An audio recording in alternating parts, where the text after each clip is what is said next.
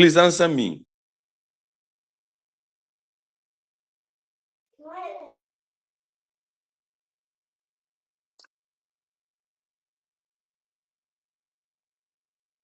Hello.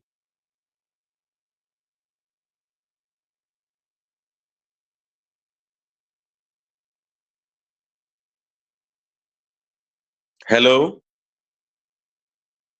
Are you with me? Okay, someone says no, please. I see. All right. Hello, sir. Yes. Hello, sir. We are here. Yeah, I said, did I give you an assignment last week? A reading assignment.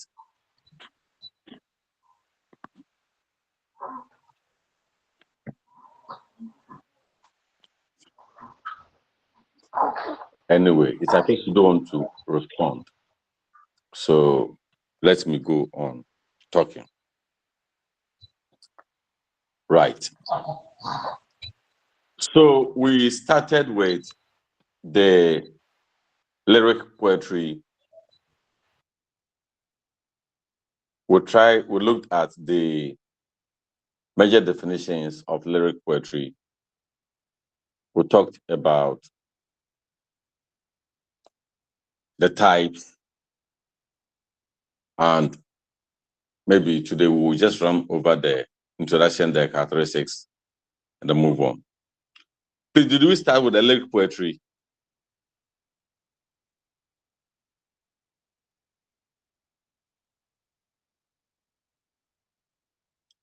Hello.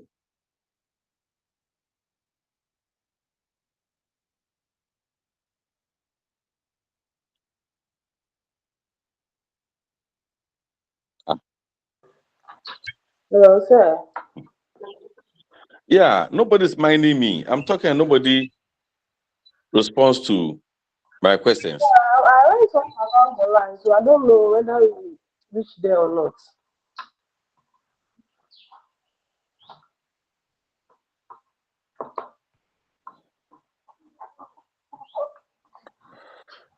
not. All right. So we are talking, then we started with lyric poetry, and we're saying that the three broad types of poetry, as we talked about, the first one being the narrative, the second one is lyric.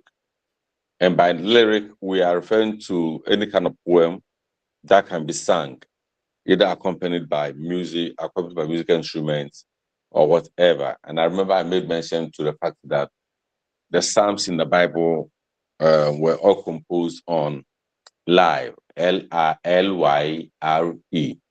So it makes them lyric, and that's why we call them Psalms. They are hymns.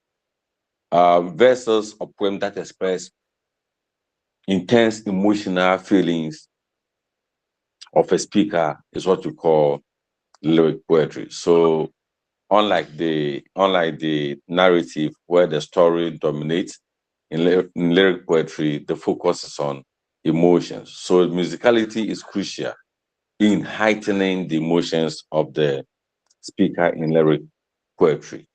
So lyric poetry basically is an expression of deep emotions, it's an expression of deep feelings, it's a reflection of thought and sorrow.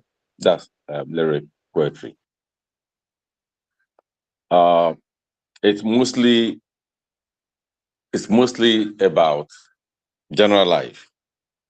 Others may link it to matters of love, but it goes beyond matters of love into general life.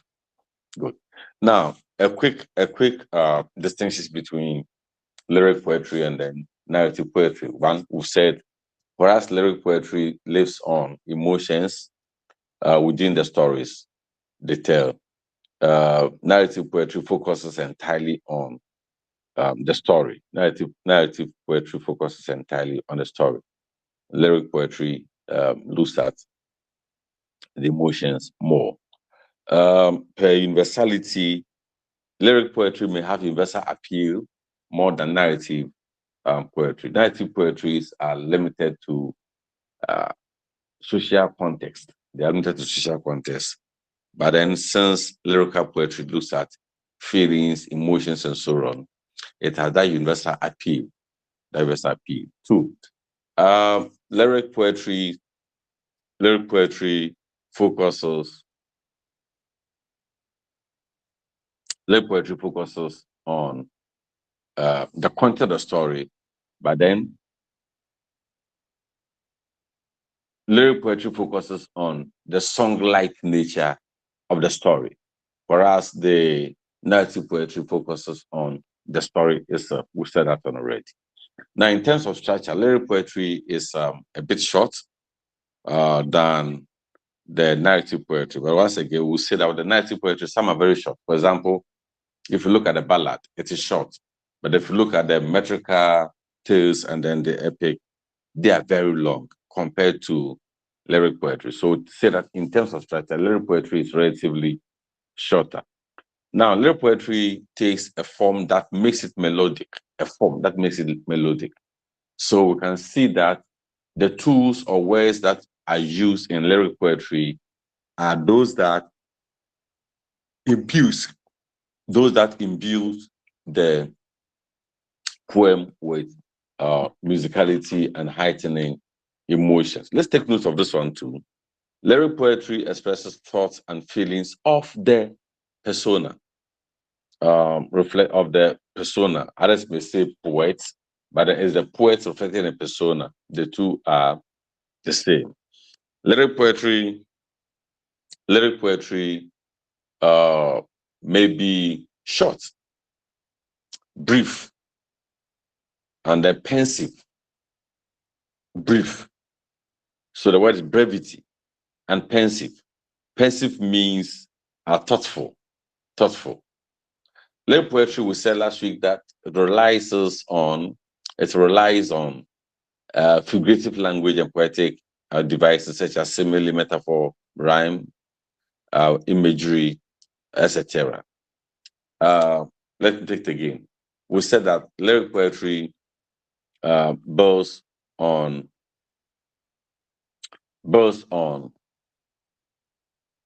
figurative language. It builds on figurative language. And for figurative language, you are looking at examples like simile, metaphor.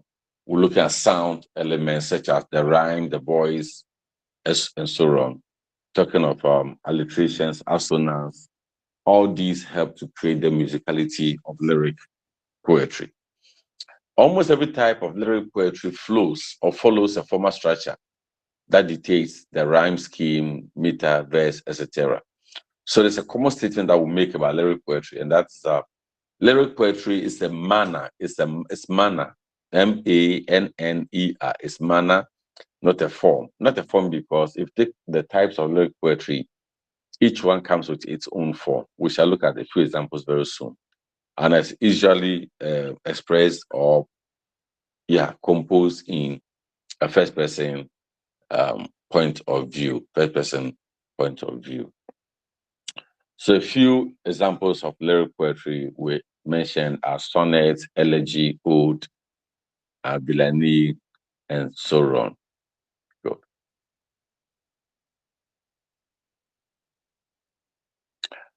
Let me also add that apart from the four I've mentioned there are others who may also describe as other forms of lyric poetry. For example, descriptive lyric poetry, reflective lyric poetry, and the conventional lyric poetry. These are also types of lyric poetry that we will discuss. So let us delve into the lyric poetry one by one. The first one we'll be looking at will be the sonnets. The sonnet. And the sonnet, we have all been through sonnets. We know sonnets are basically not African, but then it started with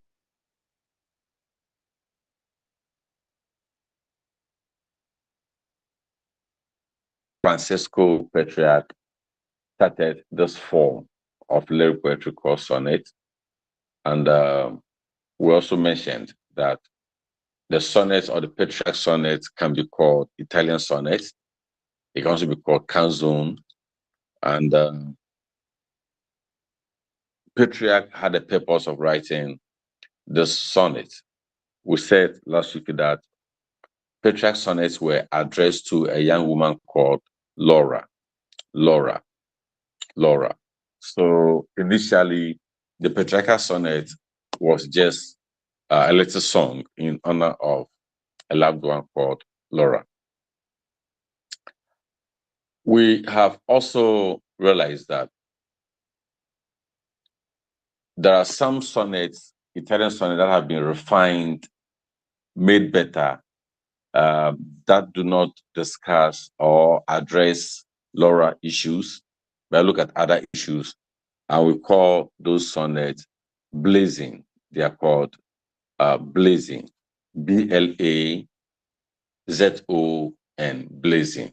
So a blazing is a sonnet that categorizes the features or traits of its subject, usually a woman, and describe them using hyperbole, metaphor, simile, and so on. So whether it is a woman, whether it's a natural phenomenon, whether it is whatever, the focus of blazing is to catalog, bring out the features or traits of this. When we go to the English poetry, English sonnet, and we look at sonnet 18, which I see examples of this is sonnet 18. So from this brief history, the question that dominates is, has sonnet evolved from then? Has sonnet evolved from then? That's after Petrarch's sonnet. Have we had other sonnets coming in? And the answer is yes, there has been several of them. But before we move into the others, let us look at the dominant characteristics of the sonnet. And we all know that the sonnet one is a little song that basically looked at was initially meant for lovers. Sonnet used to concern itself with matters of love, but then it has evolved into looking at other thematic issues other than love.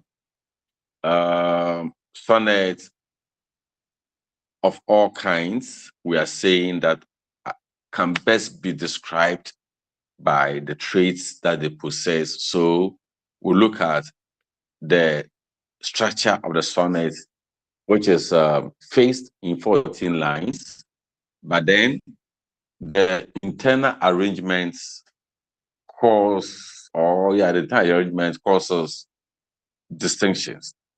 For example, all sonnets are 14 lines. Yes, all sonnets are written in iambic pentameter.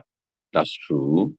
But then, if we look at the internal, all sonnets are one stanza poems.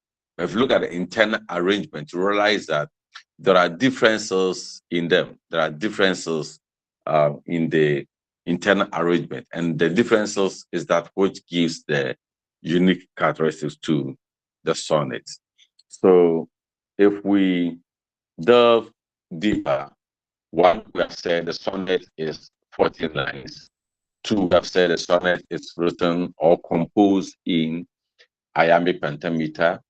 We have said that the sonnet is described or prescribed by structure.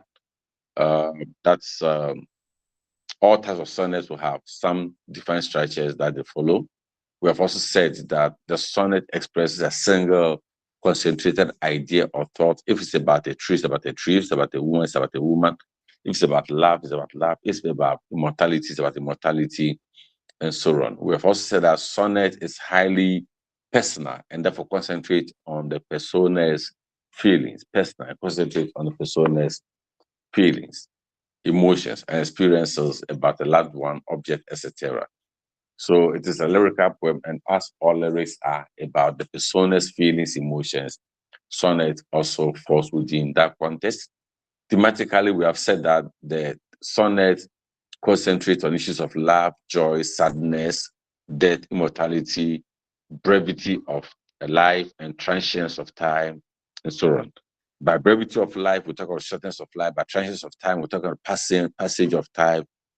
That time is not fixed, and issues are not fixed, and things are not fixed. This is what we see as the dominant features. The last being that the sonnet has a fixed defined rhyme scheme. We pick any sonnet at all, it has a fixed defined rhyme scheme that we need to also pay attention to. Right. So having looked at the broader descriptions or features of the sonnet, I think we can now move into some specifics. To look at the unique features of them. So naturally, it will come to us that the first sonnet will be the Italian sonnet. That is the Petrarchan sonnet.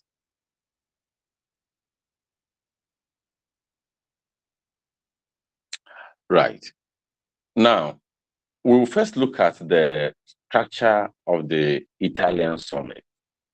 I mentioned earlier that all sonnets are just one stanza poems. They are all 14 lines. But then the internal divisions are that which gives unique addresses to the sonnet. And for that matter, the Italian sonnet, we all know, we shall look at a few examples very soon. It's divided into two broad parts. The first 8 lines we'll call octave. The first 8 lines we'll call octave. Now, what the octave does is that it brings out a proposition, or it brings out major issues, challenges, problems, etc. Then the second part, which is the last 6 lines, attempts to resolve the problem stated in the octave. So for the Italian sonnet, one, it's divided into 2, the first 8, and then the second part, the sextet. So we have the octave, and then we have sextet. The octave proposes a problem, brings out a challenge, identifies a problem, and then discusses the problem. Then in the second part, which is the sextet, the problem is solved, the challenge is resolved, the issues are addressed, and all those things are done there. Then we come again to look at the Italian sonnet, and we will say that the Italian sonnet has a defined rhyme scheme that reflects the divisions. So we can have A, B, B, A, B, B, A being the octave. Then for the sextet, we can have, but there are three types of rhyme schemes for the sextet. We can have CD, CD, CD. We can have CDE, CDE, and then we can have any other variations there. Good. So by those, it is obvious that the octave, though it is 8 lines, comes in 4, 2 fours. So we can have ABBA as one, then ABBA as another. If you go to the sextet, we may have tessette, that is CDCD, or we may have couplet. A CD, we may have CDCDCD, that's a couplet, or may have a tessette, which is CDE, CDE, and the other forms. Now, I mentioned last week that if a poem has a clear, acceptable rhyme scheme, it means that the message in the poem has some universal relevance, has some universal acceptance. If the rhyme scheme does not follow a defined pattern, it opens the poem for discussion, meaning that the poem can be looked at, for the thematic issues can be debated. But where the rhyme scheme is definite, the thematic issues will receive natural approval. It can never be debated. Yeah. So that is one significant rule of the rhyme scheme in the sonnet. Good. Now, we talked about the essence of the rhyme scheme in the sonnet, Italian sonnet, and by extension, other sonnet. From what I've said so far, I realize that the rhyme scheme plays two dominant roles here. One, it identifies or establishes or echoes the internal structure of the poem. The rhyme scheme echoes, establishes, identifies the internal structure of the poem. Two, it also provides authenticity to the message as an indicator. If it's a perfect rhyme scheme, of course, they say that the message is also perfect. So it authenticates the it authenticates the message of the poem, showing how the parts relate and how they are connected. If you look at the octave, I did mention that the octave is A, B, B, A, A, B, B, A, A, B, B, A. What it means is that the A, as in A, B, B, A, the last A of the first four and the first A of the second four shows a connection. It shows the connection between the two parts. Similarly, if you go to C, D, E, the C there also shows the connection between the two parts. So invariably, we'll say that the rhyme schemes will help to do the divisions. The rhyme schemes will also deepen the structure of the poems. Good. Now let us go back a bit and then look at the approach. Now the approach that the personas or the poets use in creating the sonnet, that's the Italian sonnet, and by extension maybe other sonnet, is very important. The approach is that which defines the style of communication. The style of communication. Now, in some cases, depending on the message the persona wants to put across, the persona might use a style that is relevant to his presentation.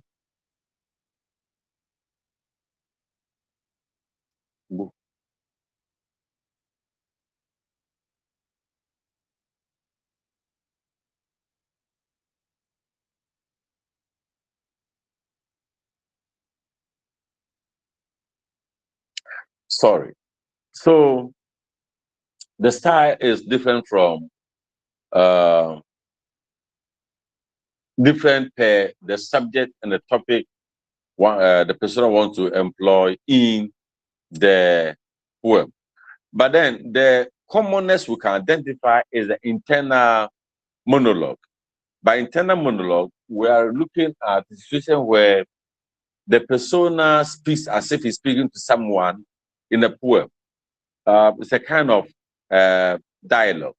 So what we see is that the first part which poses the problem, there's that internal monologue because the persona reflects within himself.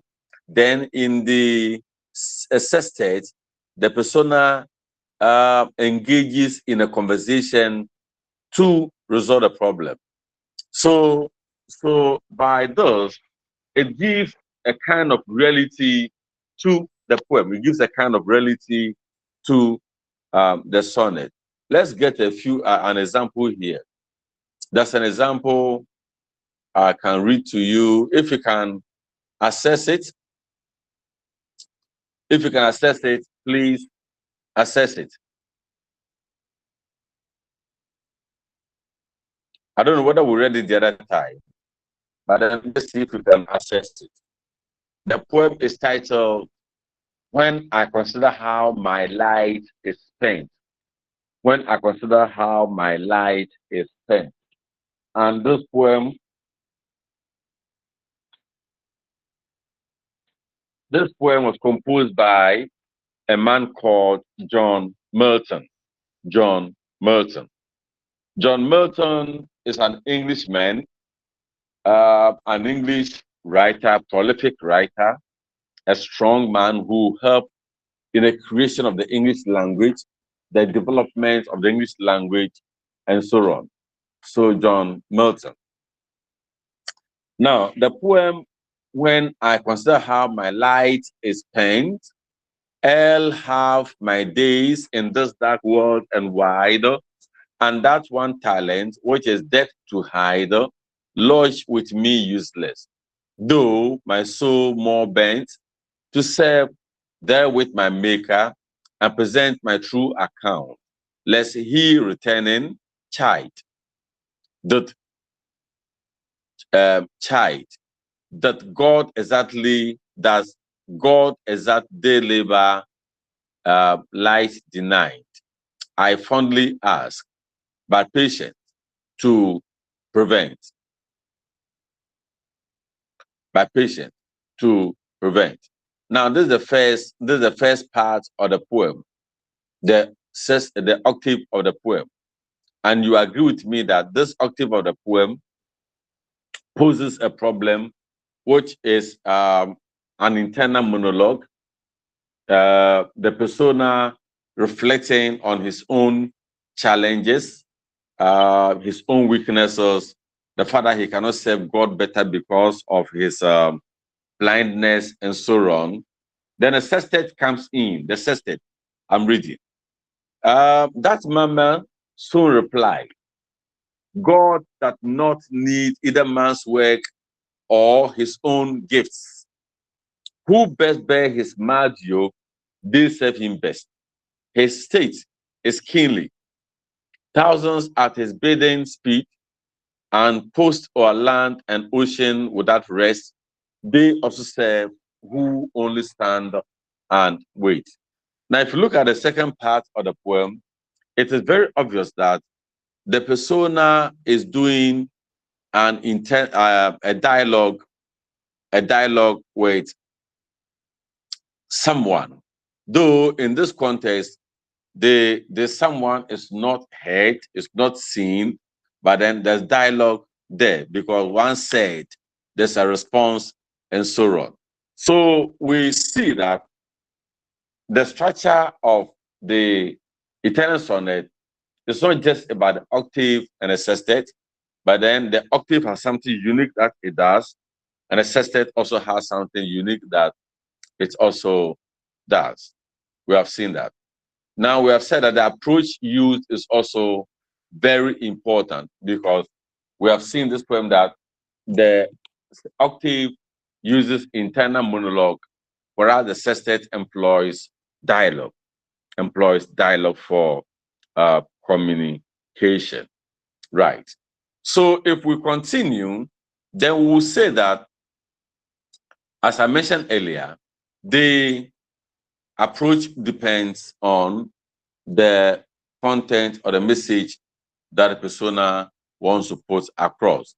It can be a stream of consciousness, it can be first-person narration, it can be any approach. It can be any approach. So the specific poem determines it. But the dominant thing is that it is internal monologue and then dialogue at the end.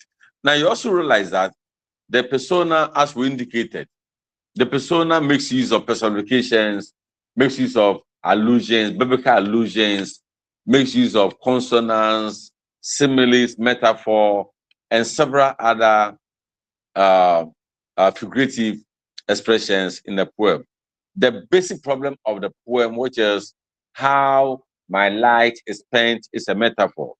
while light here refers not to the light per se, but refers to one's sight, refers to one's sight.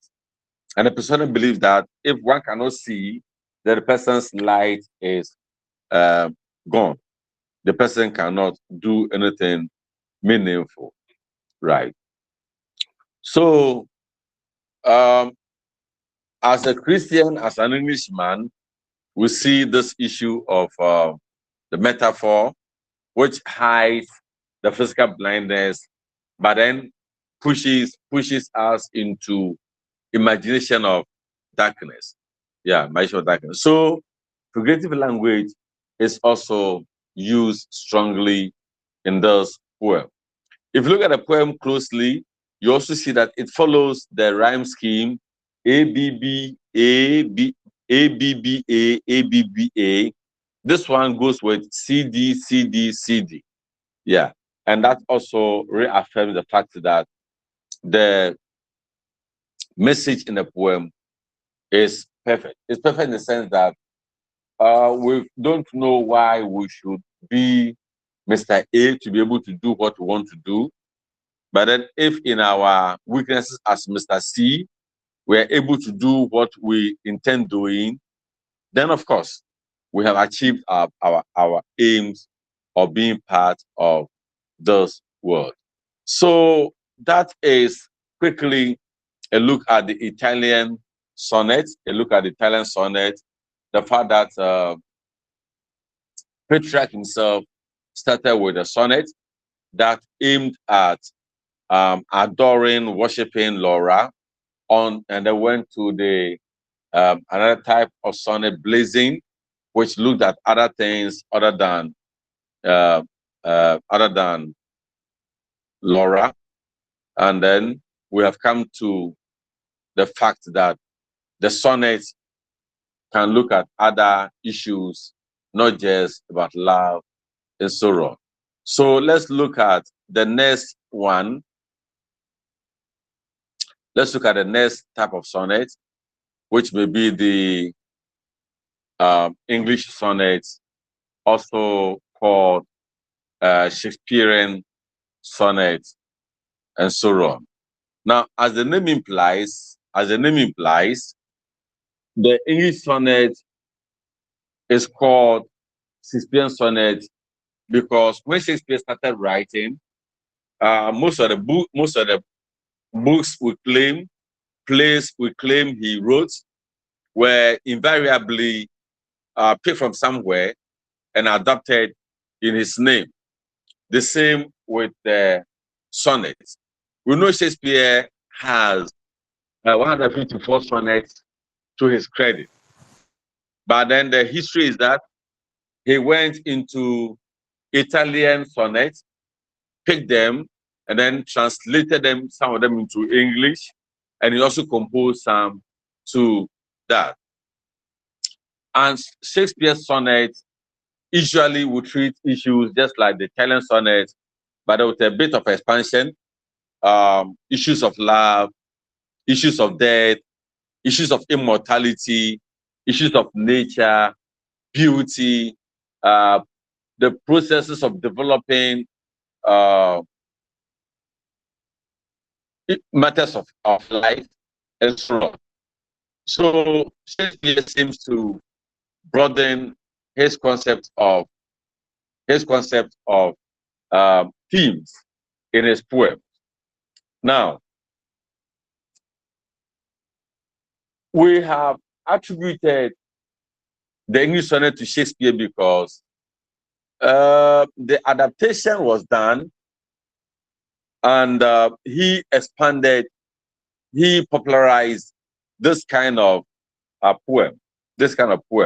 So the main reason why we would ascribe the English sonnet to Shakespeare is that he popularized this kind of poem for the world to see. Right. Now, per structure, as I have said already, the English sonnet or Shakespearean sonnet departs from the Italian sonnet. and it gives us its own structure. One, the English sonnet follows a rhyme scheme of alternating couplets. Alternating couplets. A, B, A, B. That's alternating couplets. It moves in twos, but then they change. One is A, one is B. Then we come to C, D, C, D. That's also alternating couplets. Then we have E, F, E, L. That's alternating couplet. And then we have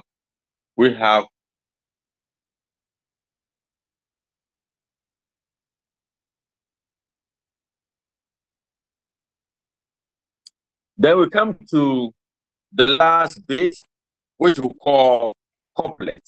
It is GG. GG. Right. Now, Shakespeare's rhyme scheme shows that the sounds at the end of each line alternate.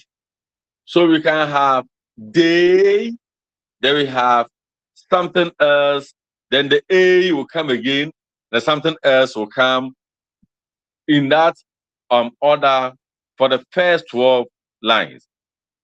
Per the rhyme scheme I've just read to you, A, B, A, B, it is also obvious that the A, B, A, B will constitute first quatrain, C, D, C, D will constitute second quatrain, E, F, E, F will constitute a third quatrain, and then the G, G will also constitute the fourth bit part, which is a couplet.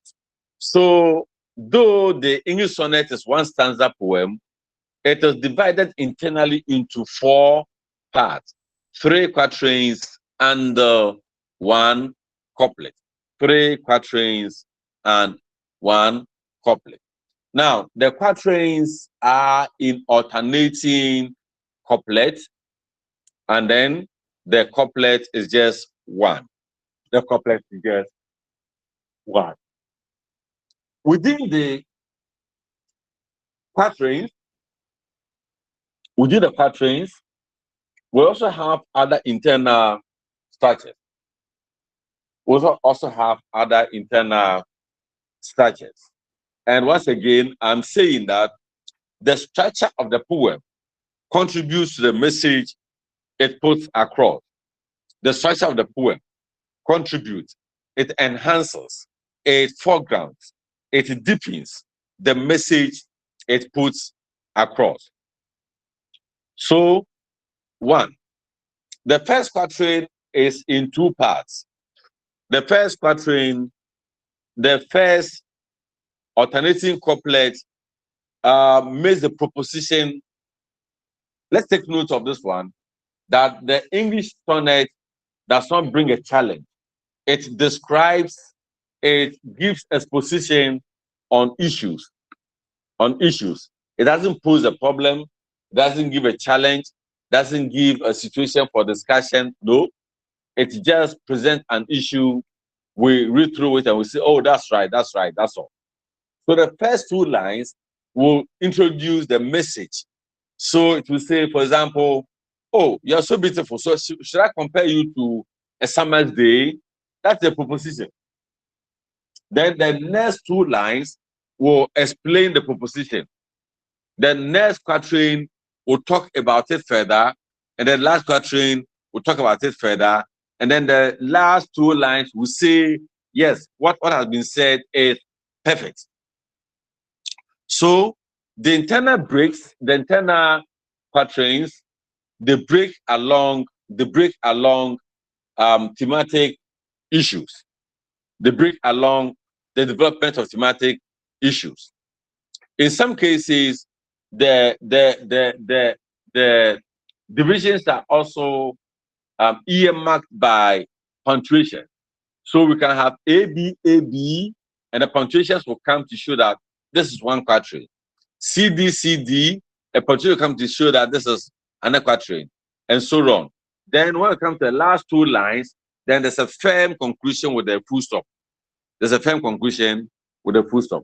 So once again, the rhyme scheme in the English sonnet helps to demarcate divisions, help to foreground the message, help to see the development of the message in the poem, and help to see how the message are connected. Their cohesion is ensured in the presentation of the message. Yeah. So if I may summarize the English sonnet, if I may summarize the English sonnet, then I would say that the idea, please, Matilda, you are disturbing us. The idea of or thought in English sonnet, Shakespeare sonnet, are expressed in 3 quatrains and a concluding couplet. We have also said that the quatrains, the 3 quatrains, the first quatrain, there is a presentation of exposition at the initial 2 lines, and then thus it developed further into the next quatrain, where the central idea of the theme is expressed directly. And then the third quatrain, that's where the dialectic or the logic or the reason behind the poem is brought up. The reason behind the poem is brought up. The reason for the theme to be exposed exposed in a poem is brought up strongly, and then the couplet tie up the couplet tie up the poem in the two last lines through the tying up of the poem is done through 2 things. 1, the rhyme scheme, which is GG, and 2, the punctuation mark, which is automatically the full stop, to say that a firm conclusion has been reached. A firm conclusion has been reached. Can someone open for us sonnet 18? Just Google sonnet 18 and then read to us. Can someone do that?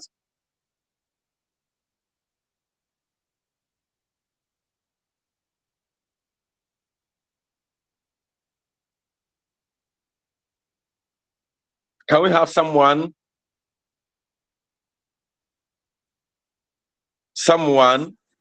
looking for sonnet 18 and reading to us? Right. So Nana Awere, is that Awere? Yes, sir. Yeah, let's hear you. Please, you don't you raise your hand so that we can see you and then call you. Right. Yeah, read sonnet 18. It says that, shall I compare thee a summer's day? Thou art more lovely. Open your eyes. Please open your eyes and read well. Shall I compare thee to a summer day? Thou art more lovely and more temperate. Rough winds do shake the daring boughs of May, and summer's leaves had all too short a date.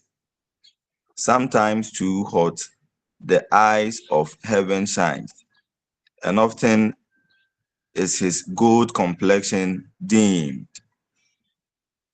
And every fair from fair sometimes declines, by chance or nature's changing course untrimmed. But thy eternal summer shall not fade, nor lose possession of that fair thou owest, nor shall death brag thou wanderest in his shade, when in eternal lines to time thou growest, so long as men can breathe or eyes can see. Thank you, sir. Thank you. A minute, please. I'll be with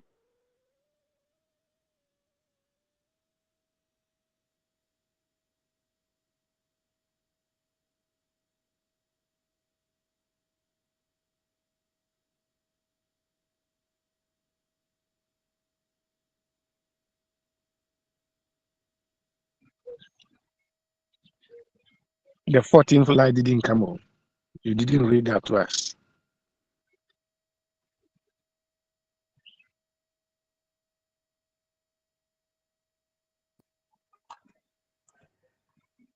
Okay, I will do that when he comes. Thank you.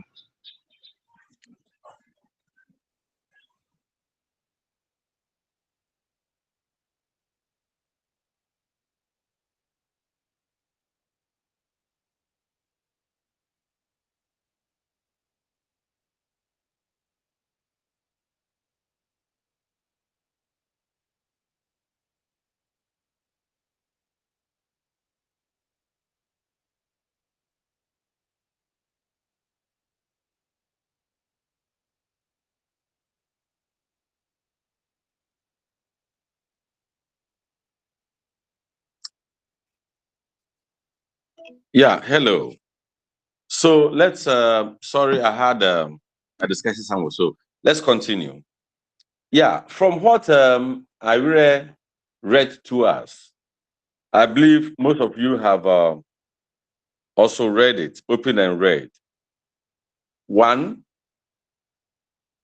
do you see the features of the English sonnet we discussed in the poem with regard to the structure, with regard to the themes, with regard to even the design? For me, what's important is the design.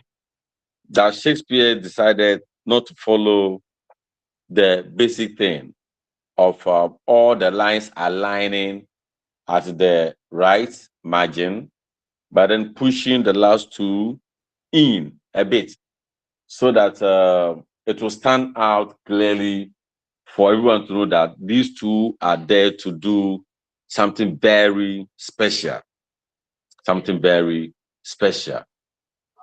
So, yeah, did you see any of the features we talked about? You can share if you did.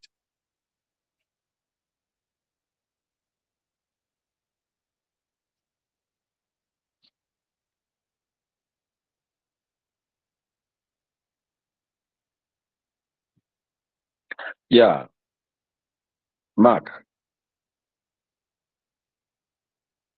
Okay, thank you, sir. So I have seen the rhyme scheme. The rhyme scheme that is A B A B C B C D, then E F E F J. If we take the first line, summer's day, that is A. Then the B, temperate B. Then A comes again, which is May. Then B comes again, which is date, in that order. Then the couplet, you see the GNG there, which is C, and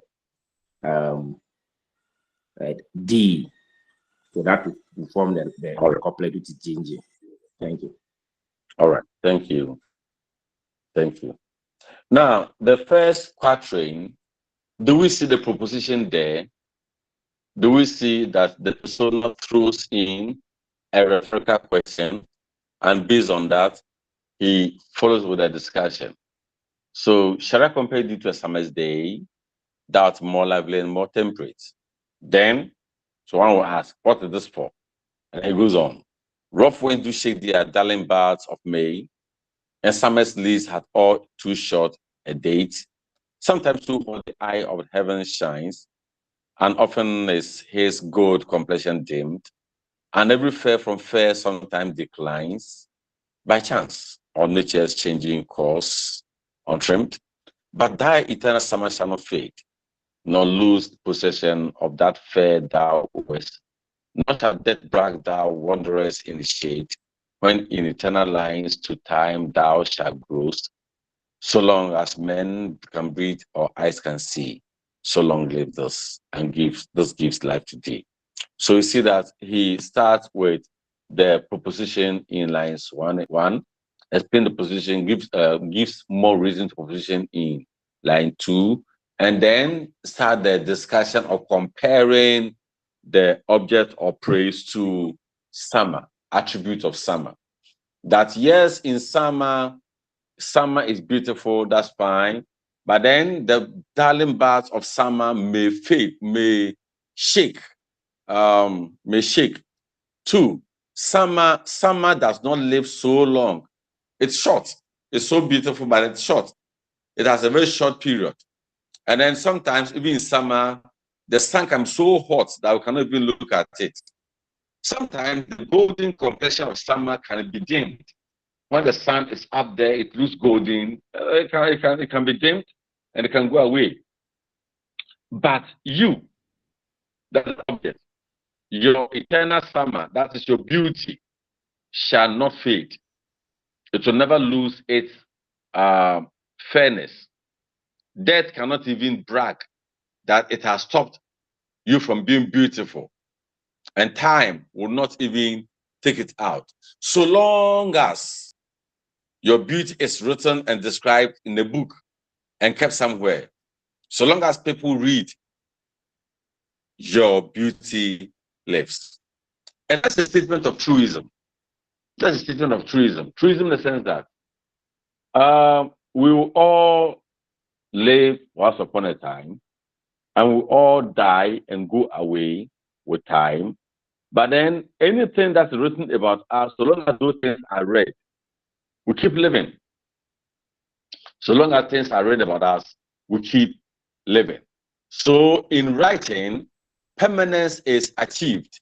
In writing, permanence is achieved. Immortality is achieved. So here we're looking at someone trying to immortalize a loved one through writing, trying to immortalize a loved one through writing. So long as a poem is composed for someone or a text is written about someone, the immortality is achieved. And this is the structure we'll be talking about. We're talking about. Good. So a few questions that comes to mind when we are reading the English sonnets and like other sonnets. Is it possible to identify the quatrains and then the couplets? We have seen that one. Due to the topic of discussion is captured in lines 1 and 2, we have said yes, it's true. Then how is the topic developed through the first quatrain? We have seen that he catalogs the reasons why he thinks the object of praise is of more value than summer, bringing out the weaknesses of the summer. Do you think that last two lines make firm conclusion on the topic? Yeah, we see that in the rhyme scheme and also in the message, which is true. Do you think the pattern AB, or the first pattern shows a unity between the first AB and second AB? Their cohesion is achieved through the repetition of the alternating couplet. And then the fact that from AB move to C, D, and move to EF, there's a natural show of progression. There's a natural show of progression in the poem through the rhyme scheme. And then the last one, the GG, gives finality to the poem. Finality to the poem. So, ladies and gentlemen, this is what we talk about as English sonnet. So we have seen the English sonnet, we have seen the Italian sonnet as well. At the right time, we may be called upon to compare the two. We may be called upon to compare the two and see where they come close and where they depart, where they come close and where they depart. Right. Now, the next one we are looking at is the third form of the sonnet, which of course is an innovation. It's an innovation. By innovation, I'm referring to a point where this particular sonnet was created by a man called Edward Spencer. A man called Edward Spencer. He lived in the 16th century. Now, Edmund Spenser is an English poet. So when Shakespeare finished his, I've told that Shakespeare went to Italy, borrowed ideas from there or borrowed the structure from there, and then tried to modify it to get his own kind of poem called English Sonnet. Then what Spenser also did was to look at the two poems of Petrarch and then Shakespeare and attempted to blend the two,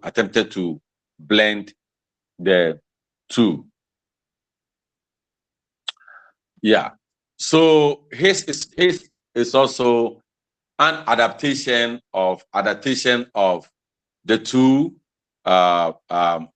traditional sonnets we've seen. That's the English sonnet and then the Italian sonnet. As we go through, we will establish the points of departure from each of the two. In fact, I will not point it out. I'll get to a point and ask you to point them out.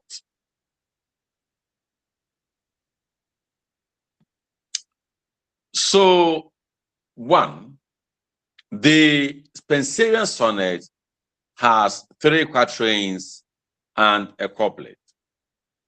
And by this, you know where he's coming from. 3 quatrains and a couplet. You know where he's coming from. Now, he uses series of couplet links between the quatrains established through the rhyme scheme it takes. What it means is that he uses the rhyme scheme in such a way that they connect. It's not necessarily the A, B, no, but his rhyme scheme is such that it becomes a chain. It rolls on. One example you see, it rolls on. Now, the weaving quatrains reflect the patterning or the Petrarchan sonnets. His nature of the rhyme scheme. So we have the structure being Shakespearean, the rhyme scheme reflecting both Shakespearean and English, both Shakespearean and then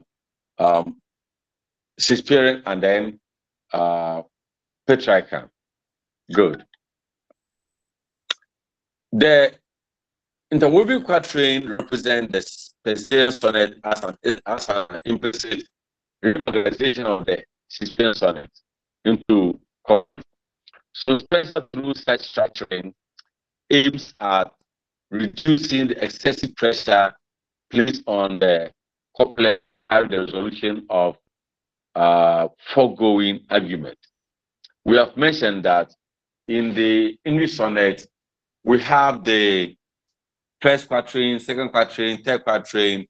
They all speak their side of the argument, the side of the issue, and then it is the couplet at the end that gives finality to the argument or the discussion. Now, in Spenserian sonnet, he tried to develop the rhyme scheme such that the couplet does not become the only 2 lines that give resolution or affirmation to the statement, but it's presented in such a way that the affirmation runs through the entire poem. It runs through the entire poem, right? So if you look at an example of Spenserian sonnet, the rhyme scheme is A, B, right, for the first quatrain. Then the second quatrain, which you put to start on C, D, it doesn't do that. He connects the B in A to the second quatrain to become BC.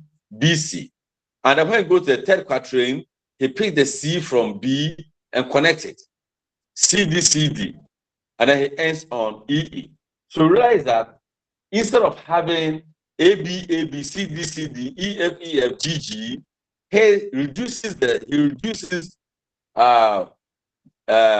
scheme by rolling on, such that the B in the first quatrain starts the next quatrain. The C in the second quatrain starts the third quatrain, and therefore it reduces the structure. It reduces the structure, and then the cohesion is also assured with a compact poem. Good. So of course, the 4 quatrains are there, and the 3 quatrains are there with a couplet. The rhyme scheme changes a bit, and therefore, in Spencer sonnet, we talk of linked sonnet. We talk of linked sonnet because the two sonnets are linked in one. So we'll talk of linked sonnet. 2, it's also a linked sonnet because the quatrains are linked. The quatrains are linked. So when we refer to a linked sonnet as Spencer sonnet, we do so on 2 accounts. One, linking the 2 traditional sonnets, and 2, linking the rhyme schemes. Right. So the concluding couplet does not only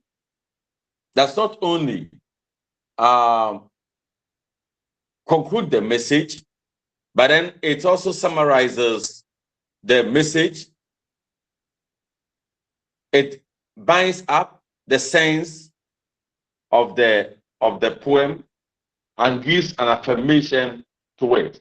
It makes the poem a bit compact than the other 2 we have discussed. So there's a poem I will read, and then we can see if we can have these elements in there. 1, we agree that it's a 14-line poem. We agree. 2, we agree that it is it has 3 quatrains and a couplet. We agree that the rhyme schemes are interwoven, they are linked, and we agree that when we read the Spencer sonnet, we will see features of both the Spencerian, both the Italian and the English sonnet. So the poem is titled Writing Her Name Upon the Sand. Writing her name upon the sand. Good. So it says, one day I wrote her name upon the strand, but came the waves and washed it away. That is the first 2 lines, AB. Again, I wrote it with a second hand.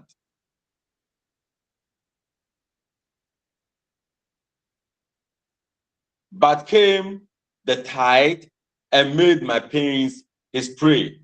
That is the second alternating couplet. So AB there.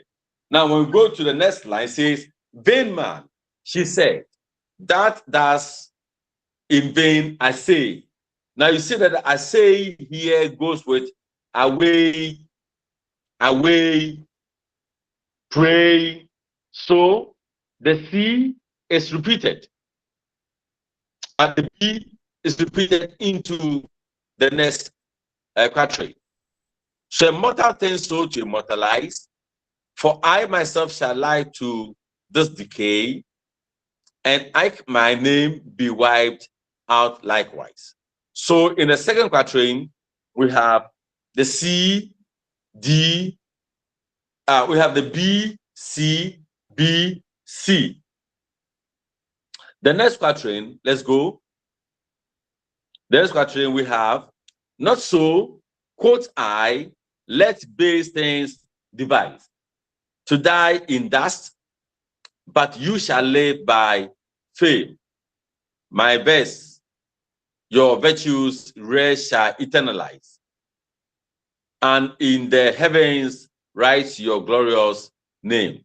So here too, we see the immortalizer, the likewise, reflected in device and eternize fame and then name.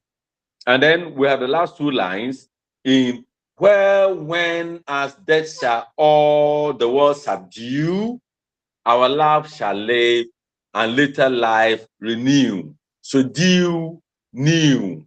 That's the E. Right. So it's a one stanza poem, but it has that internal structure. So if you are called upon one day to examine and then to discuss the view that the Special sonnet is a linked poem or sonnet on two accounts discussed, then you know what you are discussing strongly. Thematically, per theme, the Special sonnet blends the two. Per theme, Special sonnet blends the two. So structure-wise, thematic-wise, rhyme scheme-wise, style-wise, he blends the two poems we have discussed up there. So, as I was saying, Special sonnet treats subjects ranging from love, death, beauty, immortality, nature, and even to contemporary social issues. So obviously, it points to the fact that he blends the two, and even comes into the modern times. Blend the two, and it comes to modern times. Good. Now, in the poem we read, the persona discusses, of course, means of immortalizing a loved one. Don't forget, we have seen one already. We saw Shakespeare looking at how to immortalize a loved one in Sonnet 18. Here, the same thing is done. So it buttresses the point that the Special sonnet repeats or connects the two. Now, we also see that, please.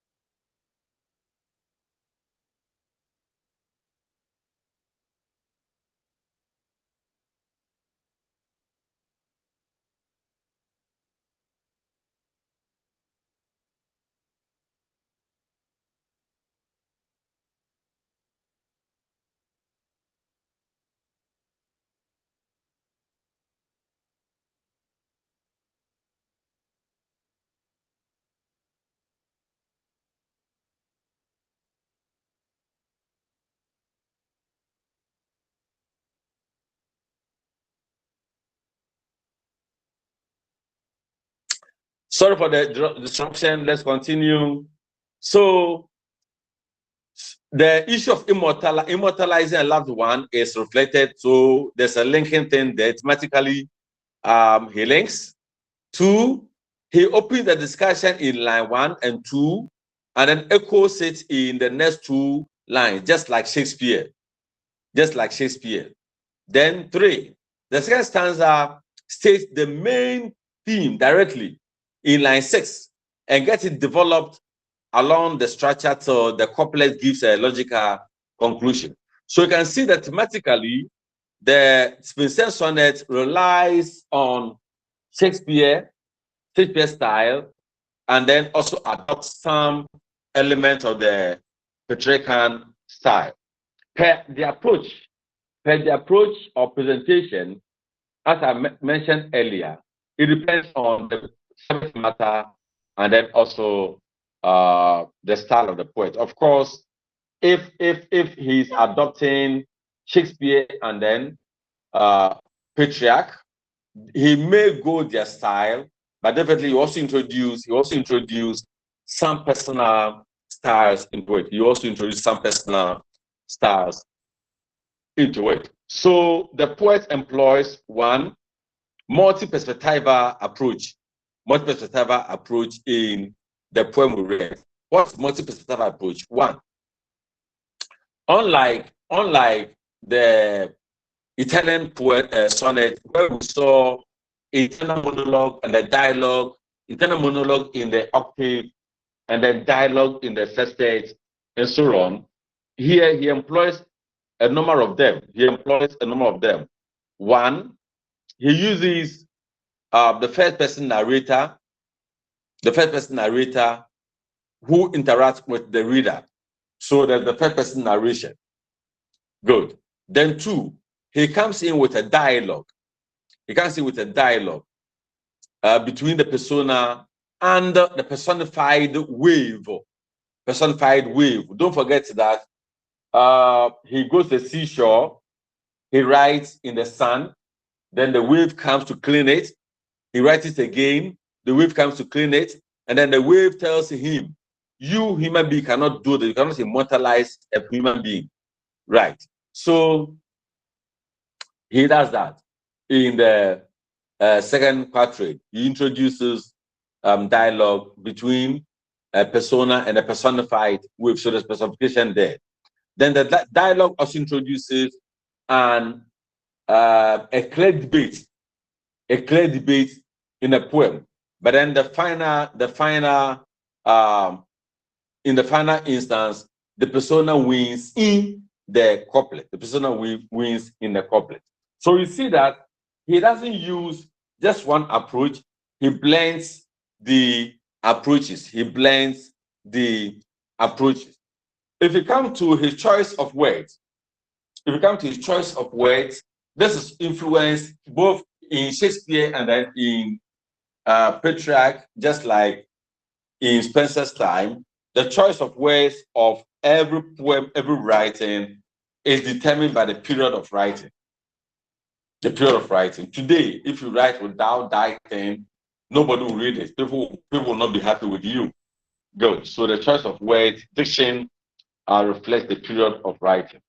Now, it is composed also in the sonnet meter. It's composed in the sonnet meter, which of course is iambic pentameter, attributed to Shakespeare mostly.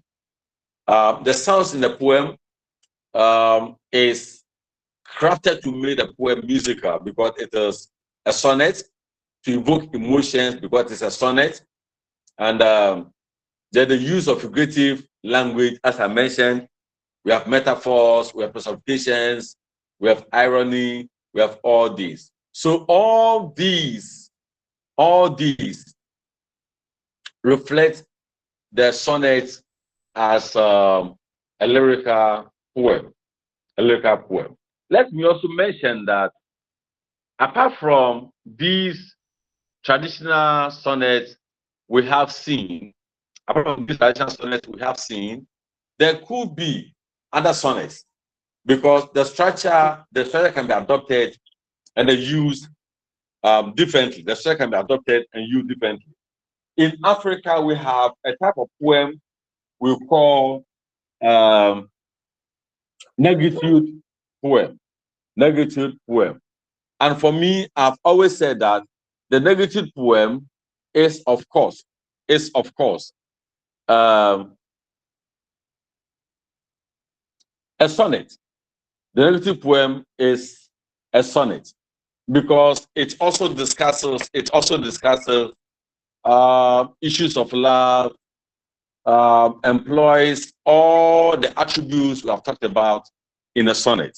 So the sonnet is once again a form. If a sonnet is once again a manner and a form, but the content can be changed. We are going to look at the last other forms of the sonnet. Which will not fall within the purview of the three traditional sonnets we have talked about. So for these ones, I'll just mention them and then we'll move on. So you can read around them, know their differences, and then be able to identify them when they appear anywhere. So let me also mention that poets write, they write sonnets for reasons. And we have seen the reasons in Petrarchan and then Shakespearean sonnet and then Spenserian sonnet. So we say that there's what you call a series of sonnets called sonnet cycle. Sonnet cycle. By sonnet cycle, we are exploring different aspects and moods of experiences. We are exploring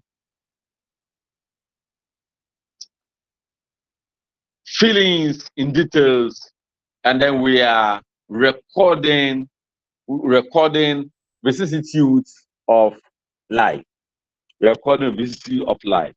Now, what I mean here is that life is cyclical. Life is cyclical. What got written in the past is what people are writing now. Just like the style, the clothing styles.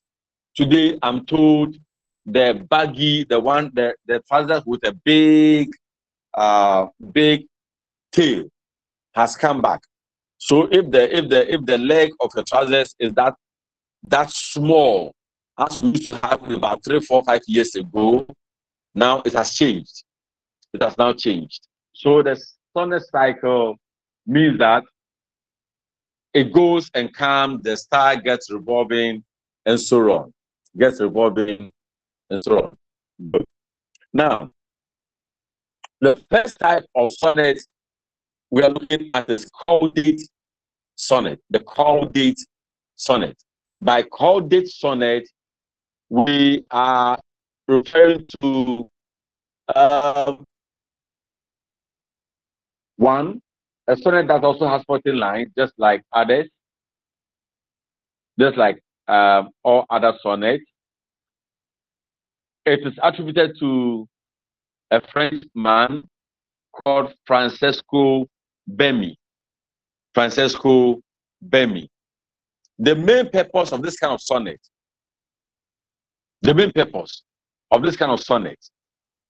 is for satirical purposes. Satirical purposes. So the sonnet that seeks to satirize is called a caudate sonnet. Caudate is what? Caudate. Caudate.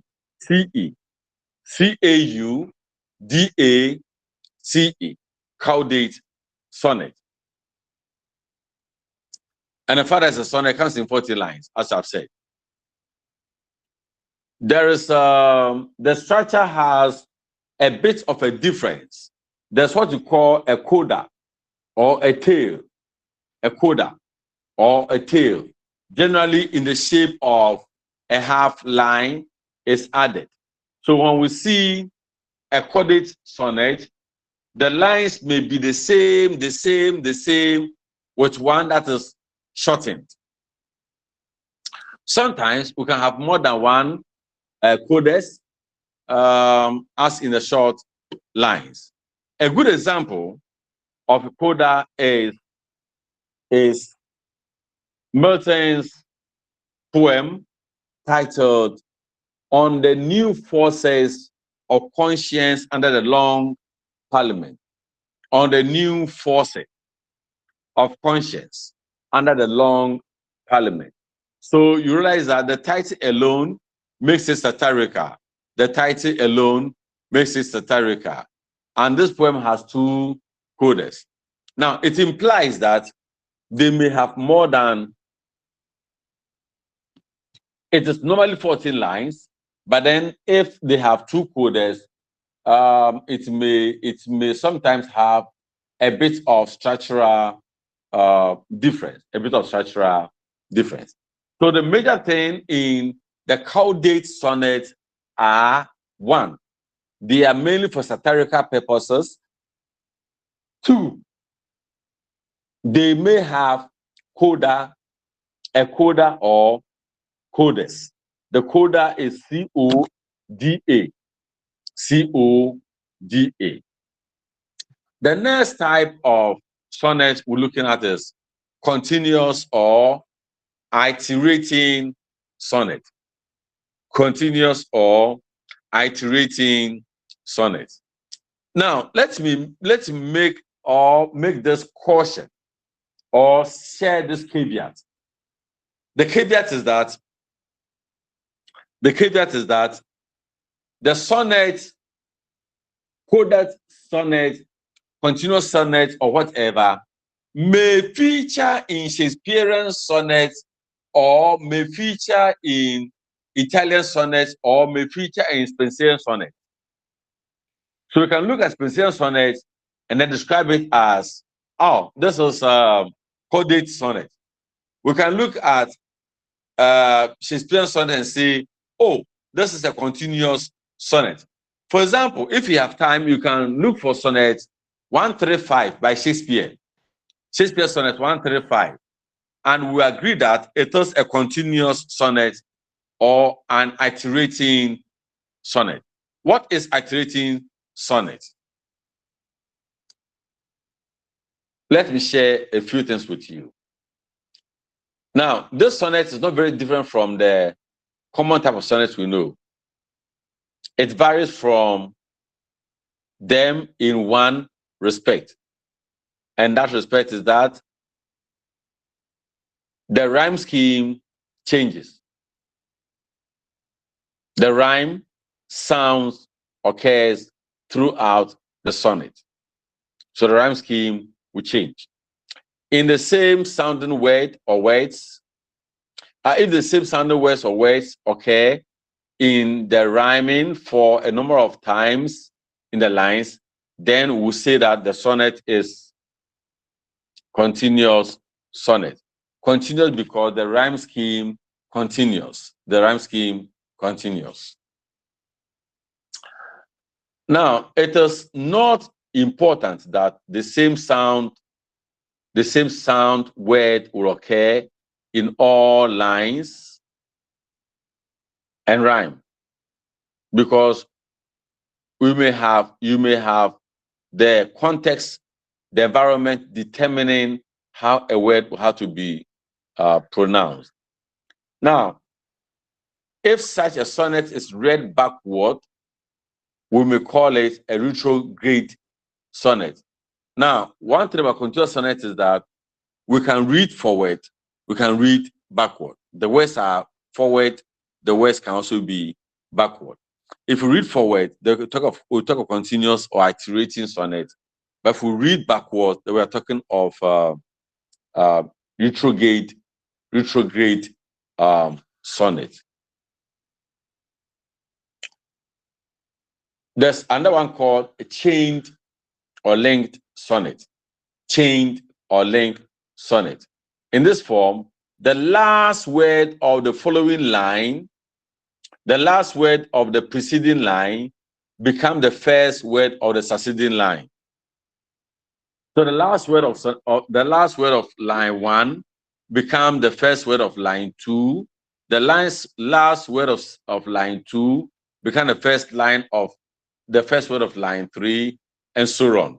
That is called chained or linked sonnet. So that's the defining pattern of that. Then we have what is called the crown of sonnets. The crown of sonnets would definitely be the best or the head of sonnet. Crown of sonnet. This is an instance of a sequence of 7 Italian sonnets, so interwoven as to form a crown or panegyric for the one to whom they are addressed. So we have 7 sonnets put together, all talking about one thing and directed towards one person. In that situation, we have 7 14-line poems. If you read all of them, realize that they are all worshiping, or they are all adoring, or they are all talking about one particular entity. In such a situation, we call that crown of sonnet. The interweaving is accomplished by using the last line of each of the first 6 sonnets. Each of the first 6 sonnets. So add the first line of succeeding sonnets with the last line of the 7th being a repetition of the beginning.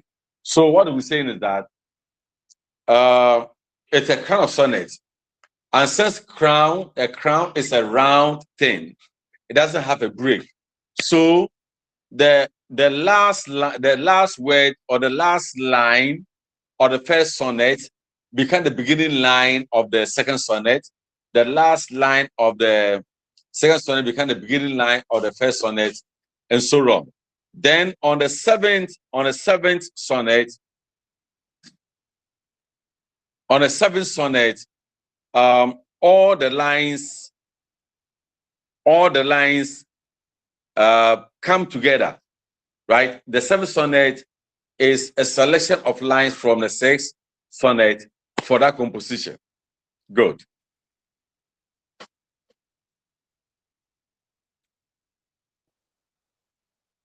Last but one, short one, is called terza rima sonnet.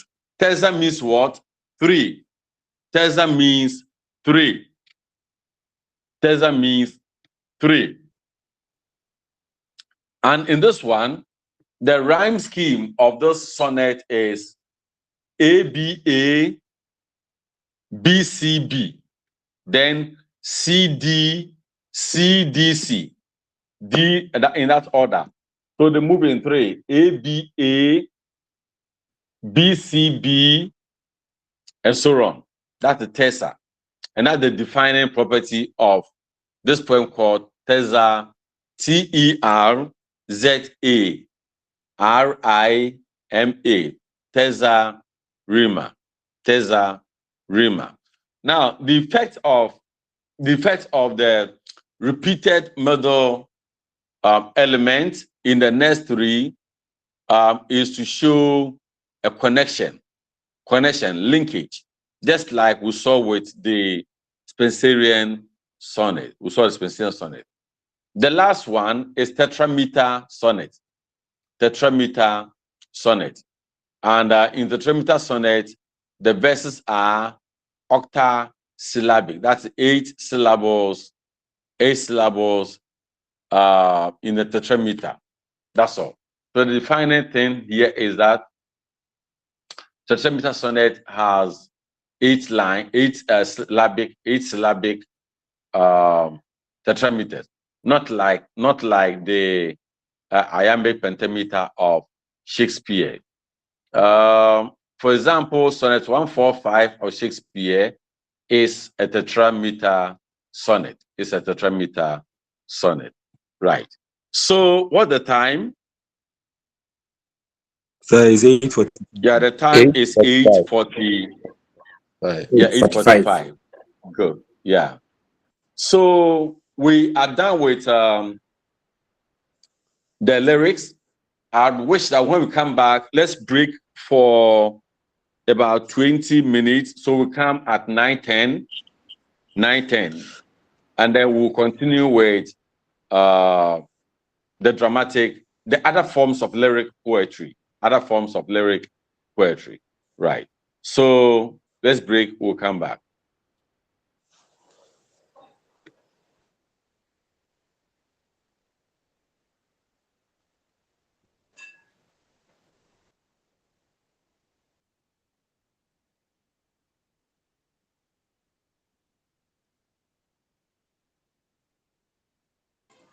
Please, when are we returning? Hello?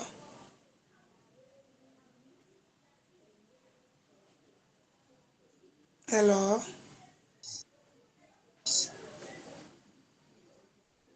Please, when are we returning? 9:10. 9:10. 9:10. Okay. Thank you.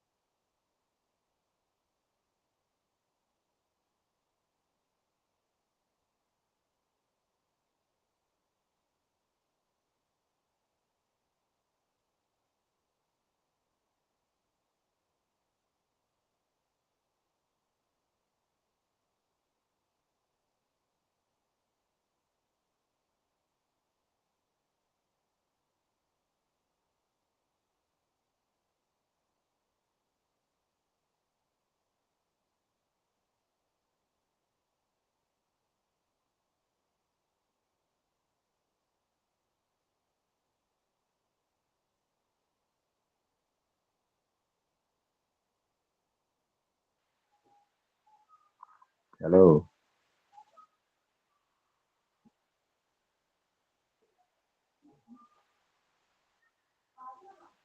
All right. So we are welcome back.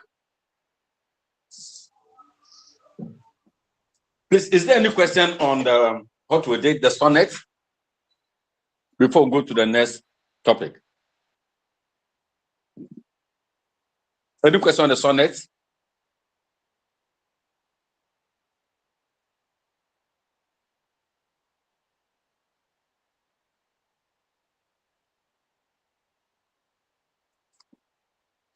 Hello?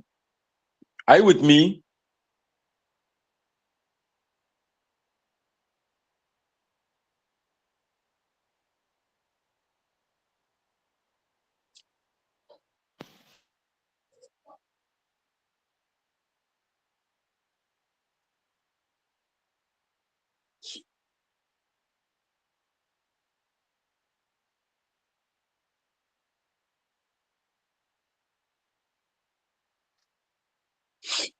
All right.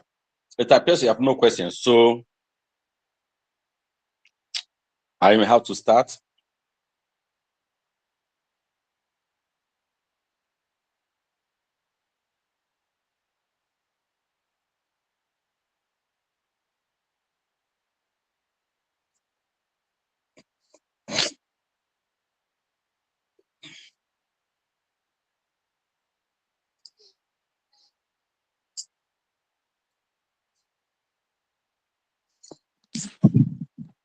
All right. So as I mentioned earlier, that lyric is a manner and not a form. The implication was that if we look at lyric poetry, there are several types of lyric poetry. Just as we saw the sonnets, the three main sonnets, and how their compositions give us different types.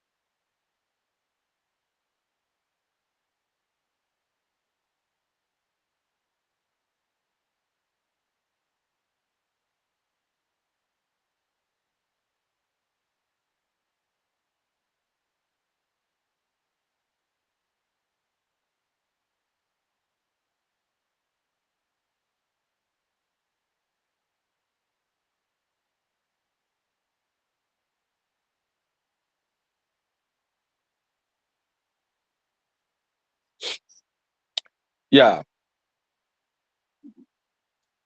So as I was saying, just as we saw other types of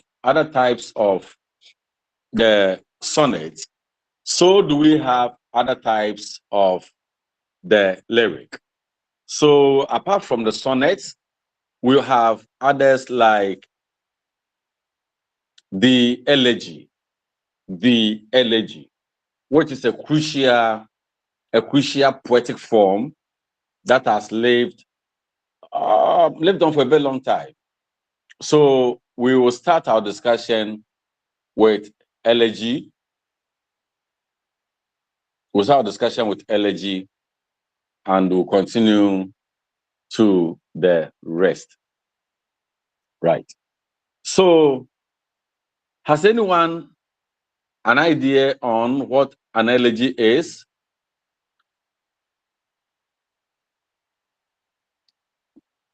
Has anyone an idea on what an elegy is?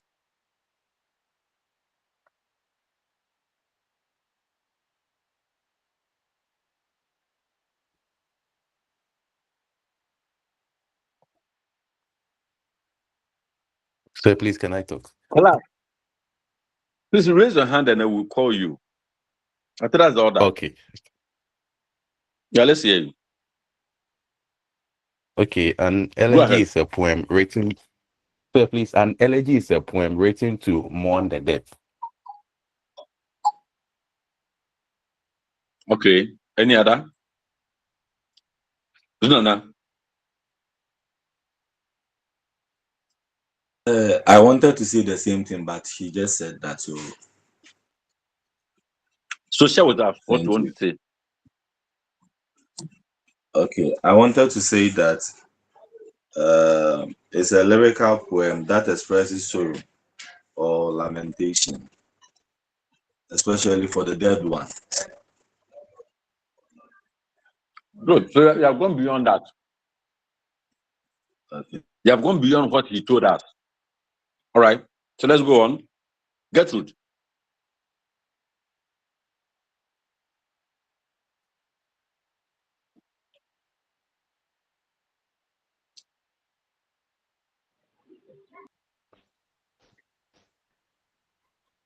Yeah, Gertrude, let's hear you.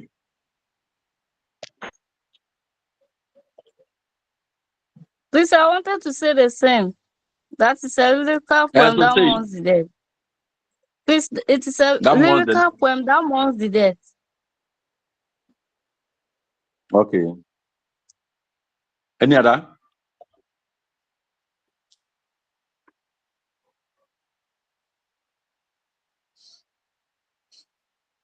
Any other?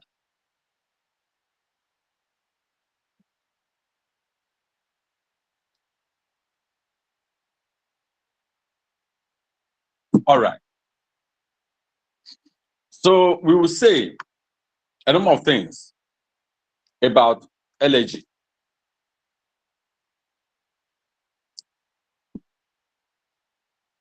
We'll say that it is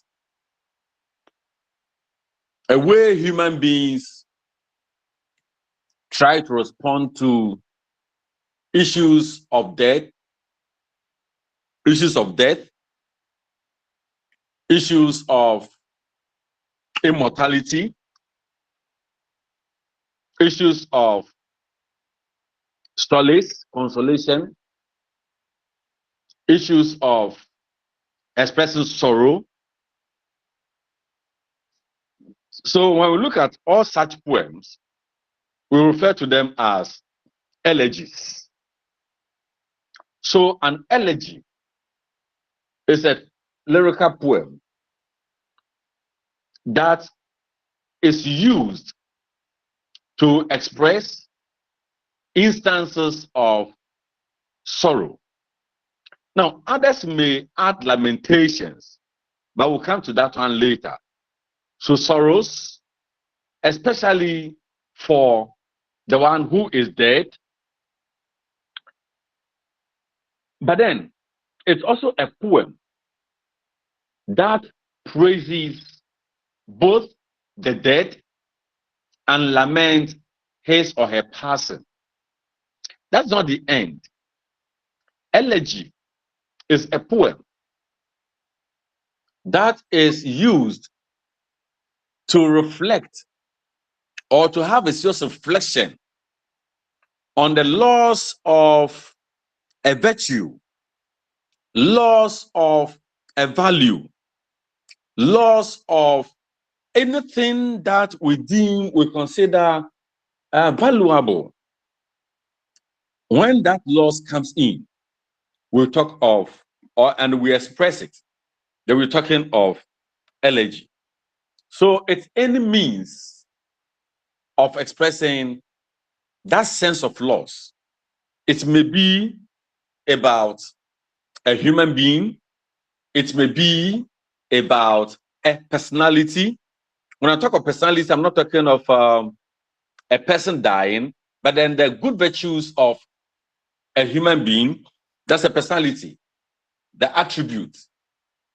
For example, we have someone who is so kind, who is so hardworking, but then by virtue of some experiences of life, this person changes and becomes a worse person. And then we lament it, that the loss of That's a loss of a virtue. I will lament it. Now, in our various cultures, how do we call the songs, the poems, the recitations that seem to lament, that seem to express the sorrows and a sense of loss? How do you call it?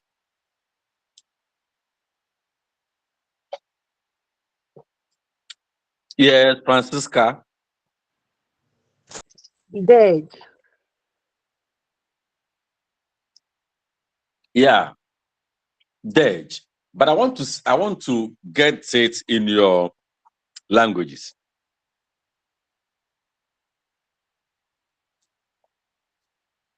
How do you call dirge in your language?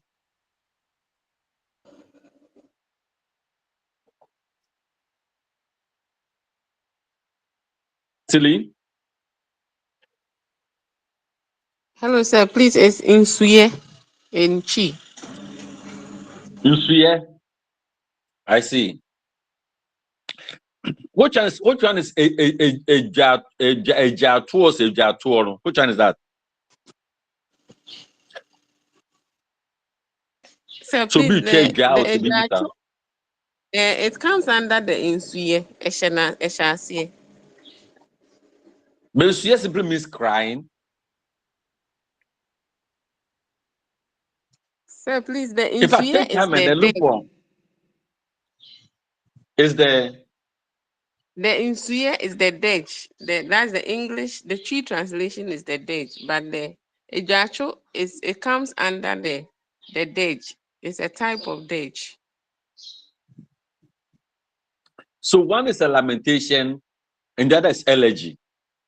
You are just expressing a deep sense of pain, a deep sense of loss, right?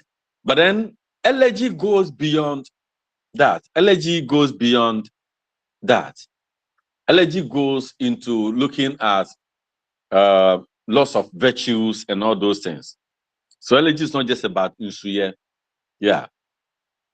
Please, any other language?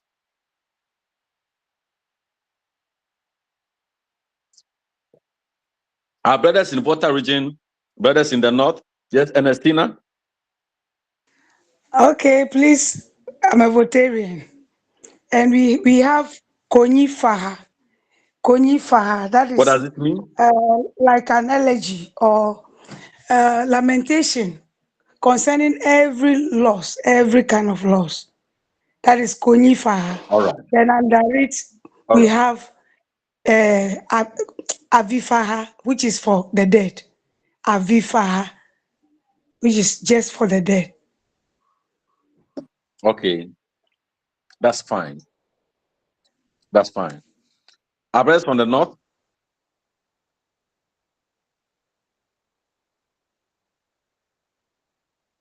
Everyone from the north? Or any other language?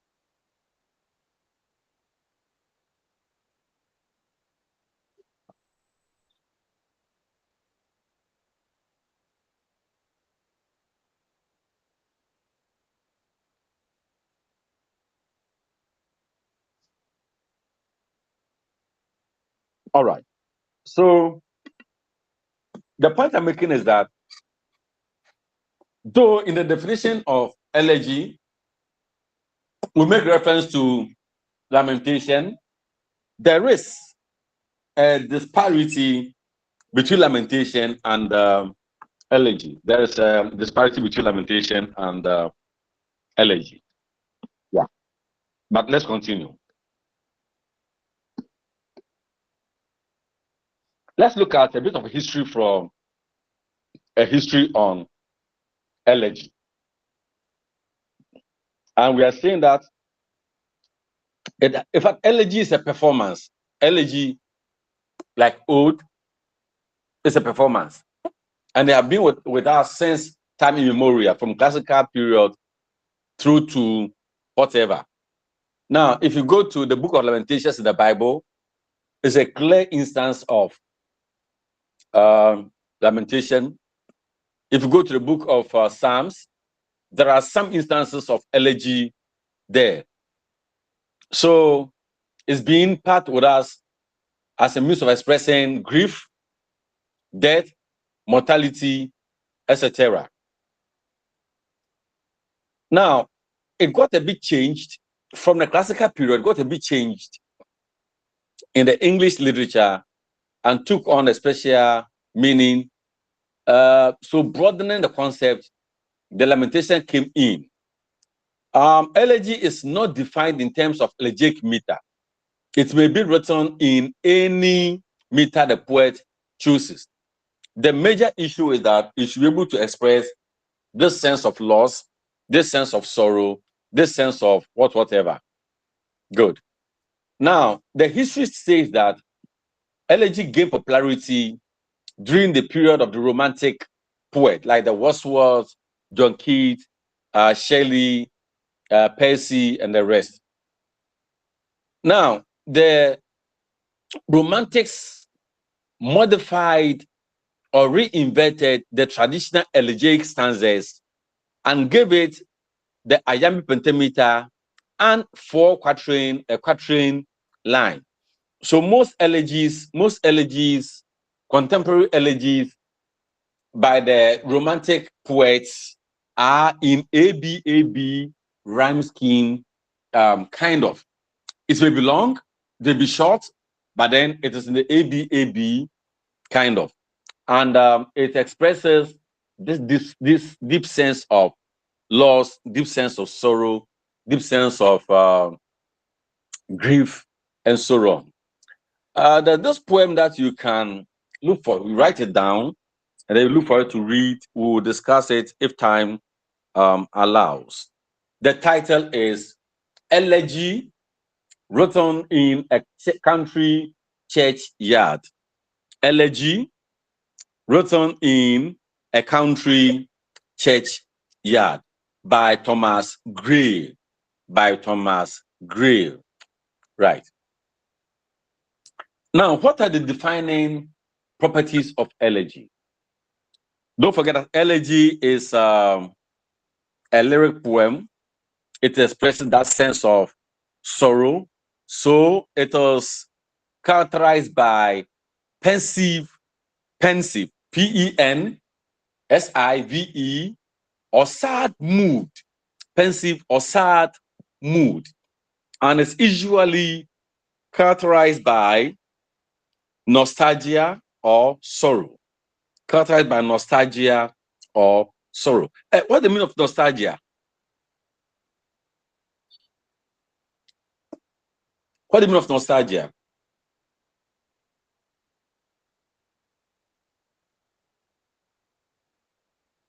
Yeah, Francisca? So I'm trying. I know that it's like an old thing. I see. Okay.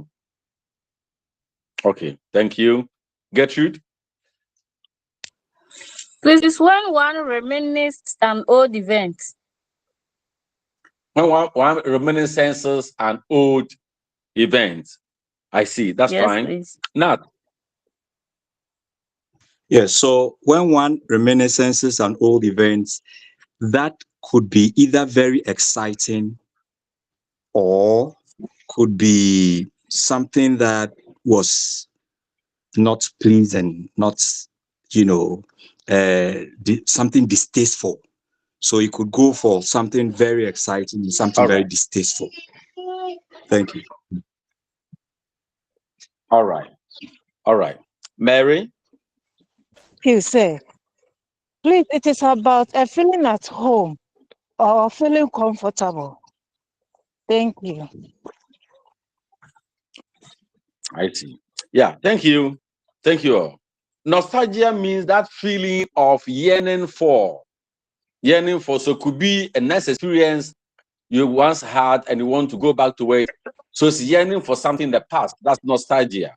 And melancholy means was sorrowful, right? Good. Melancholy means sorrowful. So another feature of elegy is that it mourns the passing of life and the beauty of a dear one. The passing of life and the beauty of a dear one, or beauty, a loss of virtue, a loss of value, and all such things.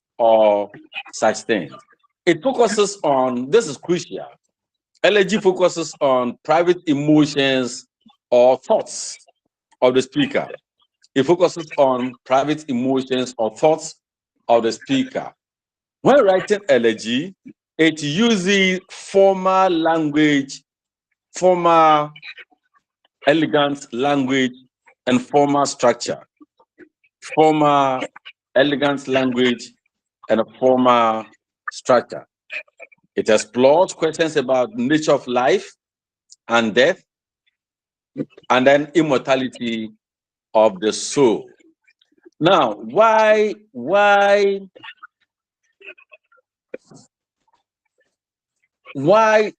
is it that death is so powerful, or why is that nature is unkind, kind of, can also be expressed through elegy. That's where the speaker would express a sense of anger, at death, at nature, at destiny, fate, and all those things. Then, this is the crucial thing about elegy that distinguishes elegy from lamentation. Elegy would always and always end on a note of consolation. Elegy would always end on a note of consolation. I've seen Samuel's hand. Any problem? Yes, please. There's somebody that's never has to. Hello, sir. My question is that in which way will elegy expresses at this thing, formal language? Because we are saying it is a start, mood, and then this thing. So how will it express as a formal language, please? Thank you, sir.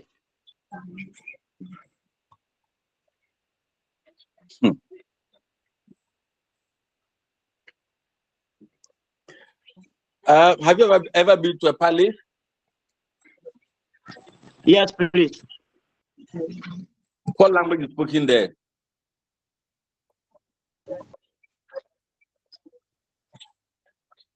Okay, they speak so many kinds of language over there.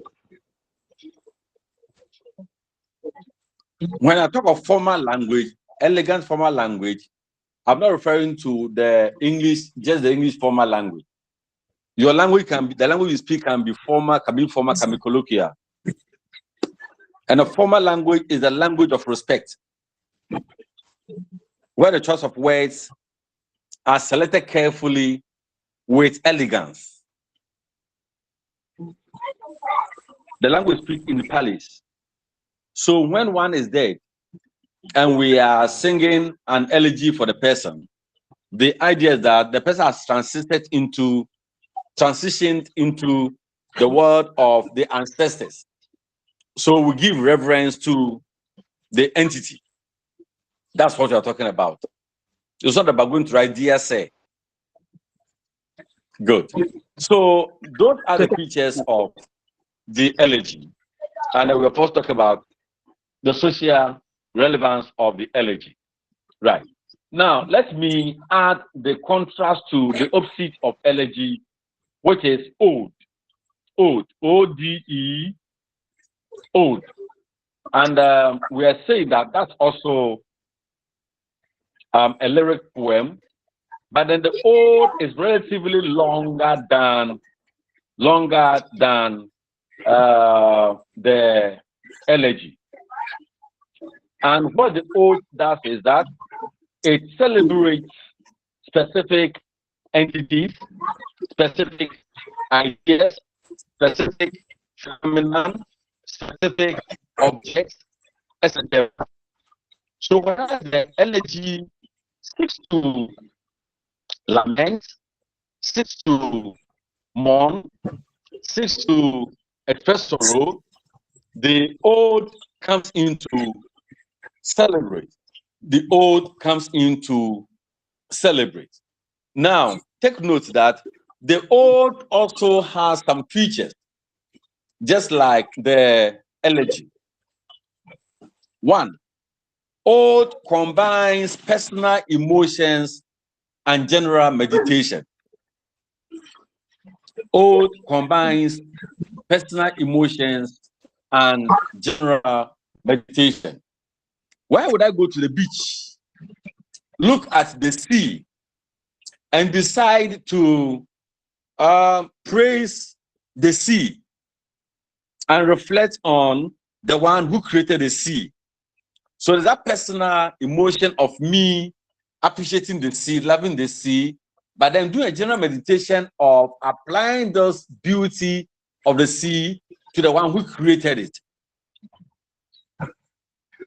One thing that is crucial of ode is that it does not, in fact, the ode and the elegy, the elegy will express a sense of loss personally, but it will also reflect on general meditation that, for example, if one is dead and the person is the breadwinner of the family and the person is gone, we will lament the loss of breadwinner, but we will also appreciate the fact that this person is going to a better place. He or she might have completed the job assigned to him or her here. Number two, ode, just like the elegy, is written in a very elevated, grand, sophisticated style.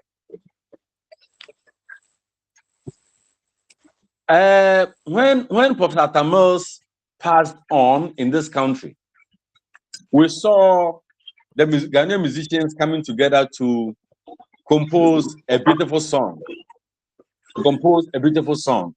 A minute, please.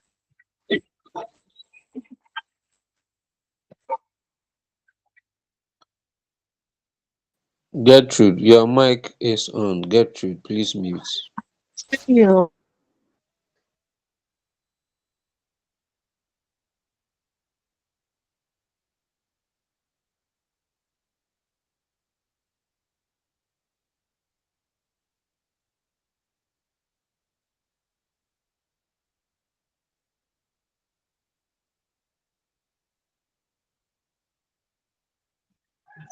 Sammy, do you have a question? Your Yes, hand please. is still up. Yes, please. I have a question, please. Okay. Hello. When Sam comes, you ask him. Hello. I'll send the material to you, so check your WhatsApp. Okay, thank you very much. Please, if the doctor is still on the platform, my network just Hey, Sammy. No, Sammy, there isn't. Saturday to also Oba. Oba. All right, so Okay, we said that it is written in elevated style, and I was saying that the elegy and then the ode are all composed in very beautiful languages, very beautiful styles to express the status of the entities involved. And I was making mention of when Professor Tamils passed on, the song that the musician composed for him.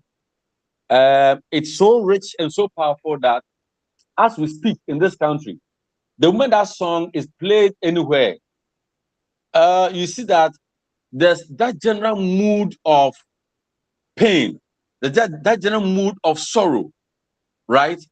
Let them play any song from Akosan Day to Amachi the Day to whoever. They can never come close to that song because of the person behind the song. So elegy and then odes are written in elevated, grand, and sophisticated style. And we have several examples that we can read. I know you have got the slides, so they are there. You can read them. I'm talking of a poem titled "Ode to Melancholy" by John Keats, "Ode to Grecian Urn" by John Keats, "Imitations of Immortality," and several others. But then there are some I will ask you to look for, so we'll read and discuss here in class.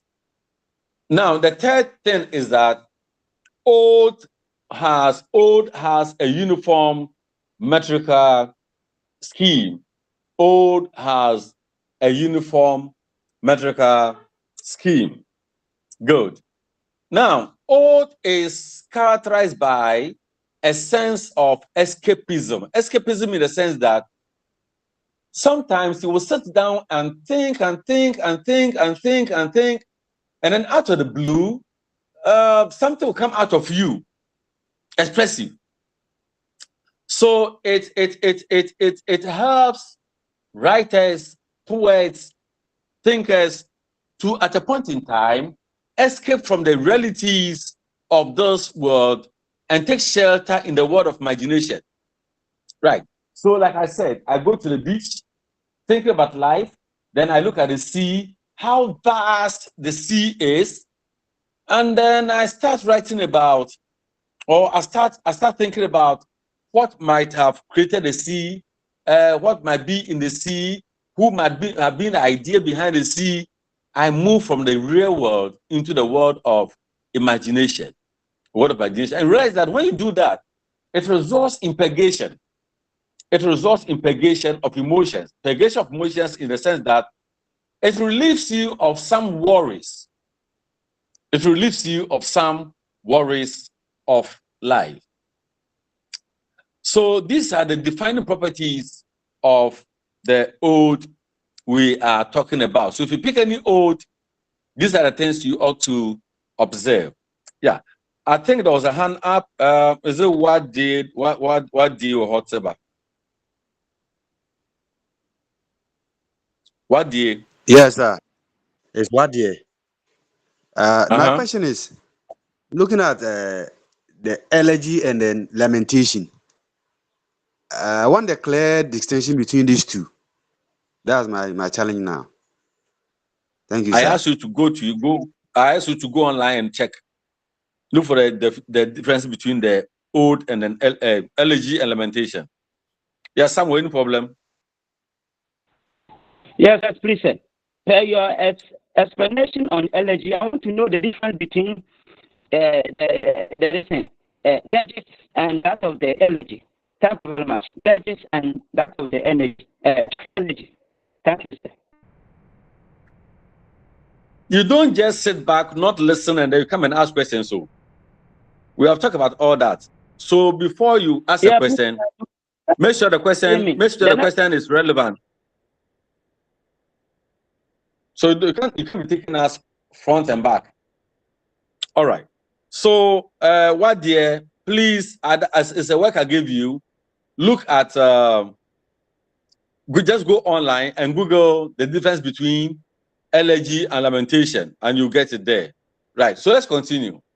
And if you are continuing, then we are looking at the types of ode. For elegy, we said we have lamentation there. Ghanaians will have dirge and so on. But then in the case of ode, we have 3 types of ode. 3 types of ode. Right.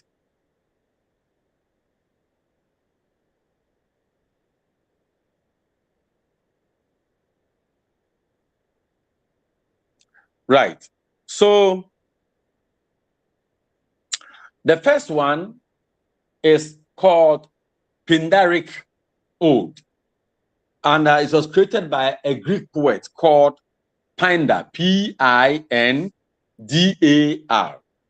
And the Pindaric ode is characterized by its divisions, that it's divided into 3 parts. It's divided into 3 parts. And the 3 parts are strophe, strophe, antistrophe, what some of you may say anti-strophe, but I prefer saying antistrophe. That is ANTISTROPHE, and then epode, EPODE. Now, strophe is the formal opening of the argument in the poem. The strophe is like the invocation. It's like the introduction. It's like the opening of it. And it consists of 2 or 3, 4 lines repeated as a unit. It is not long. It's just a unit within the poem. Now, I said earlier that elegy is a performance. Pindaric ode is also a performance.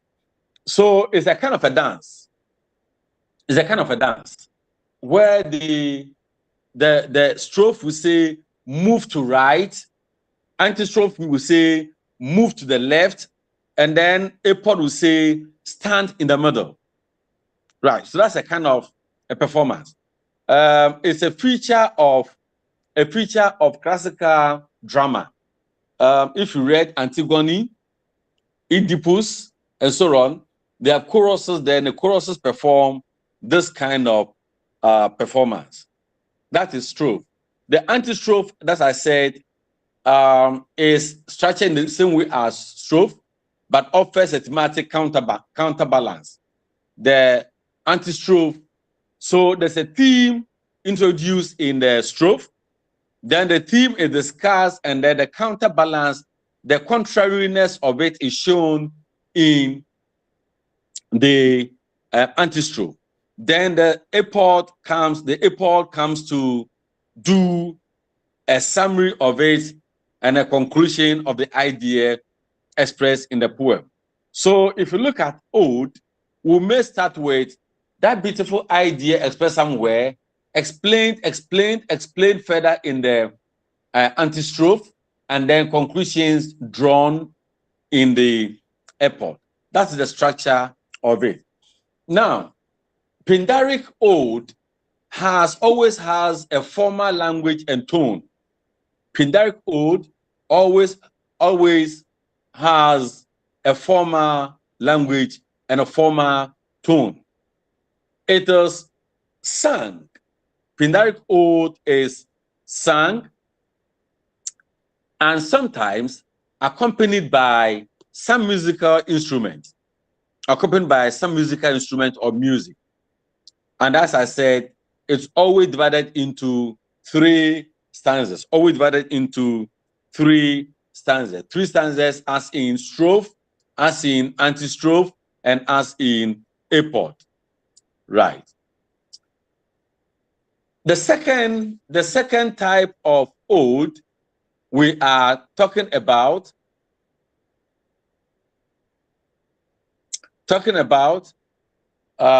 is Horatian ode. Now, the Horatian ode also is named after a Roman poet called Horace. Now, this poem consists of 2 or 4 line stanzas. So there can be several stanzas, but each stanza is made up of 2 or 4 lines. And it has the same meter, the same rhyme scheme, and the same length. The same meter, the same rhyme scheme, the same length. So if the first stanza is A, B, A, B, A, B, then the second stanza will A, B, A, B. Third stanza A, B, A, B, A, B. Kind of. Yeah, so the same rhyme scheme, because it is expressing an idea that is universally accepted. Now, unlike the Pindaric ode, which is very, very formal, the Horatian ode has some traditional modifications. It has traditional modifications. In fact, it depends on the one being addressed. Then the language and then the structure, everything is tilted in that direction. Right. Now, we can identify a Horatian ode by looking at the tone of the ode. The tone of the Horatian ode is more personal than the others. More personal in the sense that it addresses a direct entity person, and then there's a relationship between the one performing the ode and the one being addressed in the ode. in the Ode. Now, as I mentioned earlier, the Horatian Ode is not as formal as the Pindaric Ode. There's formality there, there's elegance there, but then this one is a bit low because it is personalized. If the person being addressed is not so important, the language may come down a bit. If the person being addressed is so elegant and so important, the language will tilt in that direction a bit. Good. Now, the third ode we are looking at is irregular ode. Now, this means that Pindaric and Horatian odes are regular. Pindaric and Horatian odes are regular. So the irregular ode is what you're looking at. Now, this irregular ode also came about because some poets felt that it will not be fair if we are all forced to follow this idea of Horatian and then Pindaric ode all the time. There's the need to make a space so that people can also express themselves and be able to create some newness. Other than that, we'll get stuck to old things, and it's not augur well for us. So a gentleman called Abraham Cowley, he developed this ode, and then he relaxed the structure of the ode even further. He relaxed it. Don't forget that we have said the Pindaric is too stiff. Horatian is a bit relaxed, more than the Pindaric, but then the irregular is more relaxed because it allows for individual ingenuities and the rest. Now, because Cowley developed it, people refer to irregular ode as Cowleyan ode. Cowley is Cowley, Cowley, Cowley. The Cowleyan will be Cowleyan, Cowleyan ode, the same as irregular ode. Now, what it means is that it follows no specific convention. It follows no specific convention. It is an individual's literary strength. So you create it as you like, and then you use it to meet your purpose. But then it follows almost all the, apart from being too specific to structure, it allows the characteristics of the ode we have discussed to come to play, except that poets have the right to manipulate it to reflect their own taste. Good. Can you do me a favor by looking for an ode titled Ode to the Confederate Dead by Alan Tate.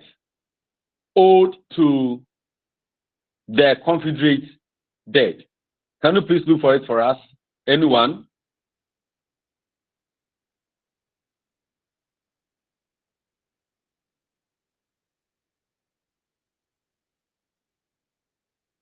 If you found it, raise your hand and then we'll read it to us.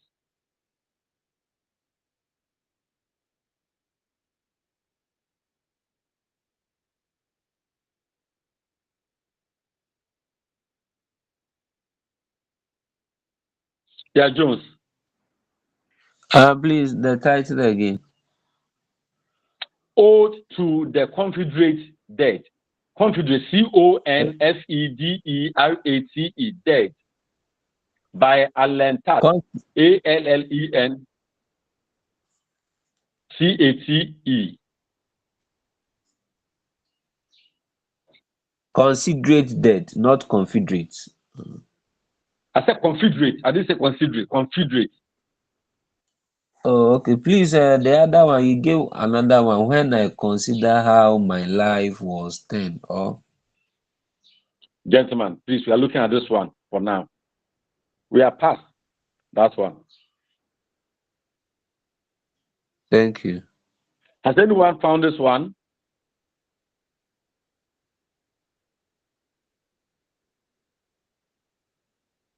Says by who? Alex who?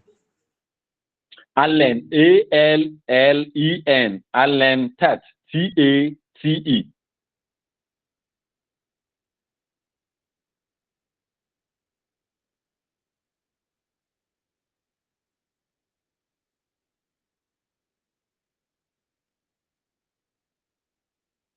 Sorry, I didn't get the last name. Is Alan what?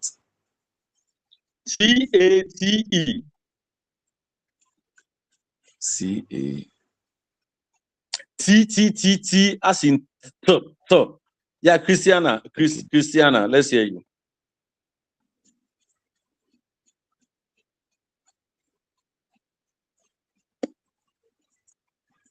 Okay. Chrissy. Yes, sir, I've got Christian, sorry. Yeah, let's hear you. Person owed to the Confederate debt. Thank you. Person only the leaves crying like an old man in the storm. You hear the shouts, the crazy hemlock points, with troubled fingers to the silence which smothers you, a mummy in time. Now that the salt of their blood stiffens the saltier oblivion of the sea, seals the magnanimous purity of the flood. What shall we who count our days and bow our heads with a commemorable in the reborn coats of a grim felicity? What shall we say of the bones, unclean, whose vedrous anonymity will grow? We shall say only the leaves, flying, plunge, and aspire. We shall only the leaves whispering in the improbable mist of nightfall that flies on multiple wings. Night is the beginning and the end, and in between the ends of destruction, wait mute speculation, the patient curse, that stone the eyes, or like the jaguar lips, for his own image in a jungle pool, his victim. And Thank you, Christian, for this beautiful thing. So you realize that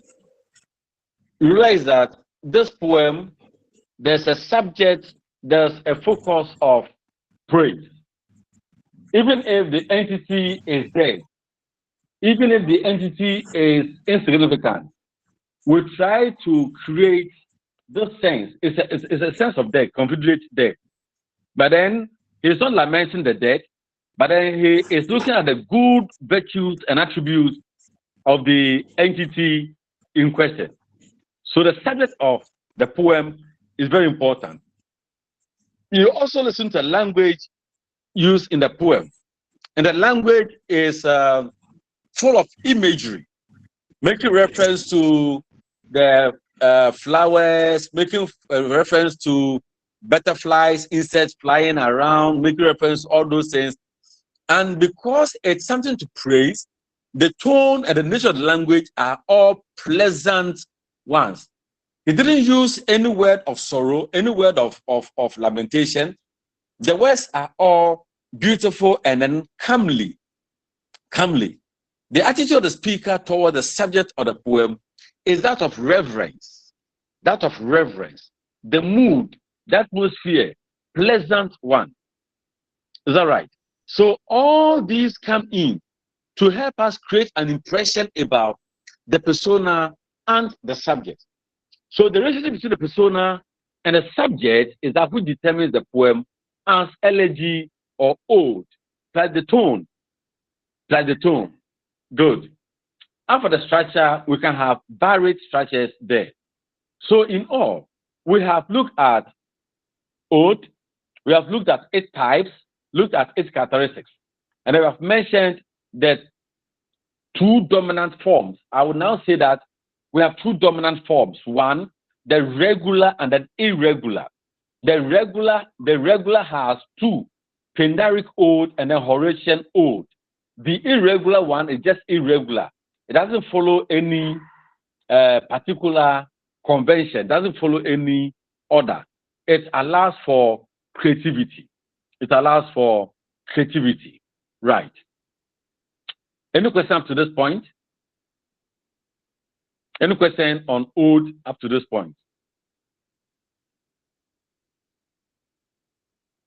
Ode and elegy. Yeah.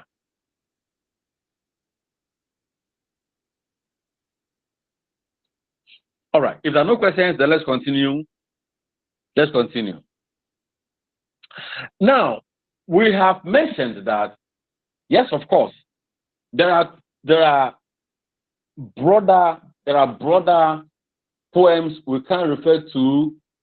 There are broader poems we can refer to as elegy, as lyrical. But then there are other types that may not also fall within these. But then they have special roles, special functions that they perform. And I think we can look at those ones also. There are about 4, so we'll go through them. What I'm saying is that there are some poems that we can say, yeah, this is elegy, this is sonnet, this is ode. But then there are other poems that may be lyrical, all right, but they may not fall straight into elegy, or may not fall straight into ode, or may not fall straight into a sonnet. However, these poems are talking about might also find themselves in the form of elegy, in the form of sonnets, in the form of ode, and so on. So let's look at them, and then we go on. One, the first one is called confessional poetry. Confessional poetry. Please, what comes to mind when we talk of confessional poetry? What do you think it's about? What is the main thing per the name?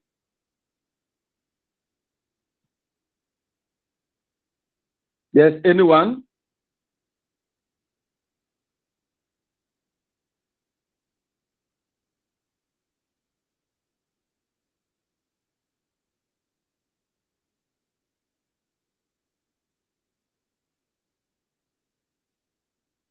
Oh, so no one understands the word confession? Yeah, let's hear the now. So, to my understanding, it means something private or private.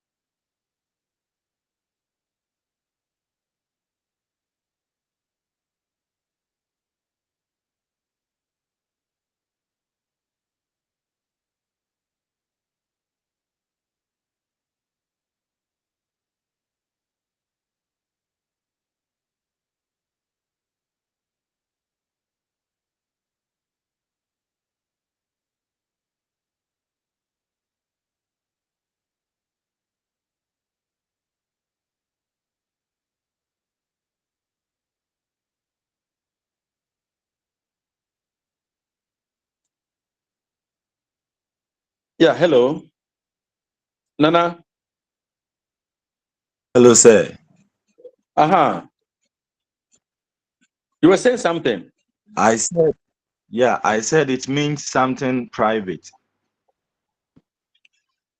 Confessional. We are confessing. All right. Cornelia? Okay, thank you, Doc. Please, I think it's a poem about oneself, an autobiography sort of. Thank you. Yeah, it's about oneself, and also, is it biographical or autobiographical? Which one? Autobiographical. I see. Clement?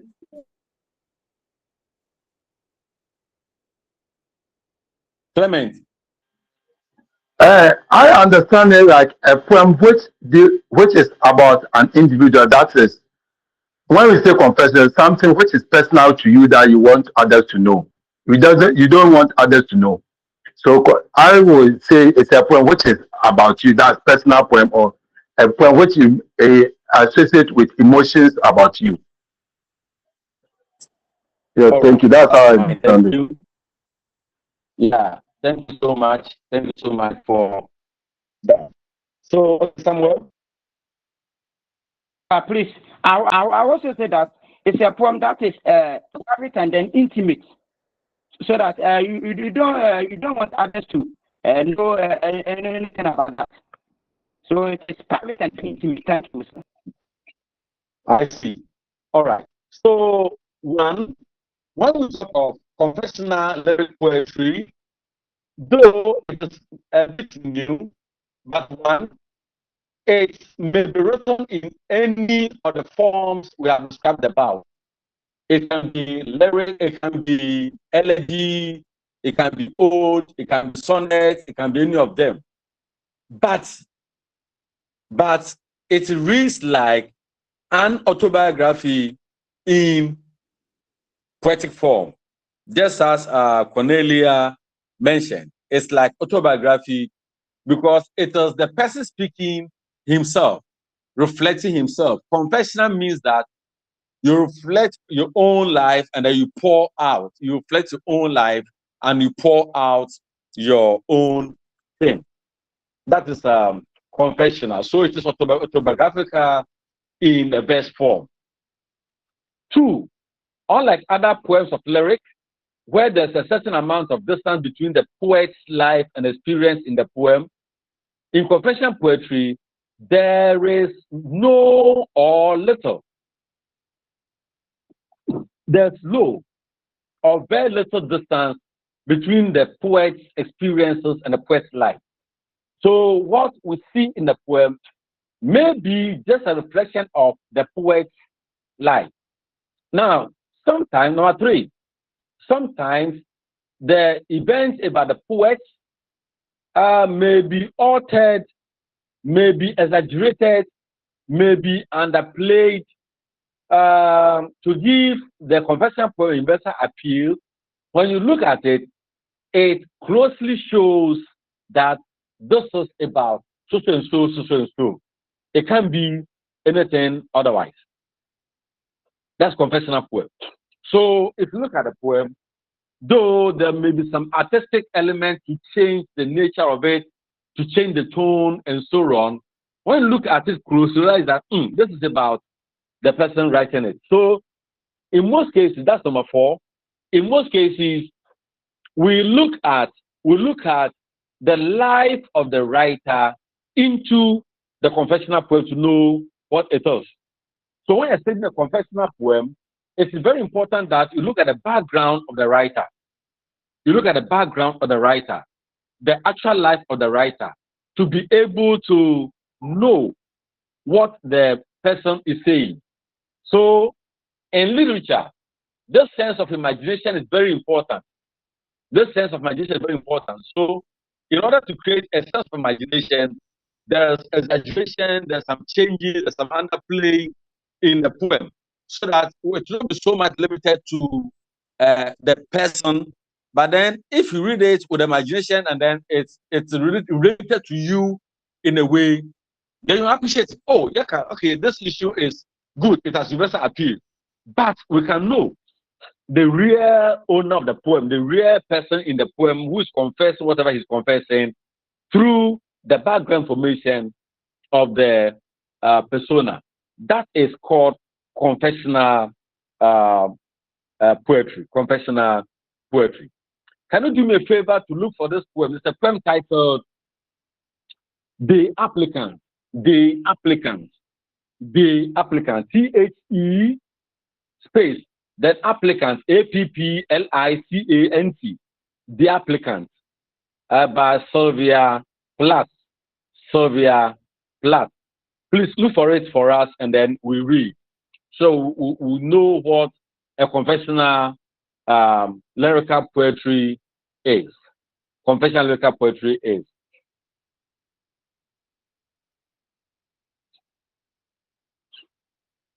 Yeah, who has found it for us?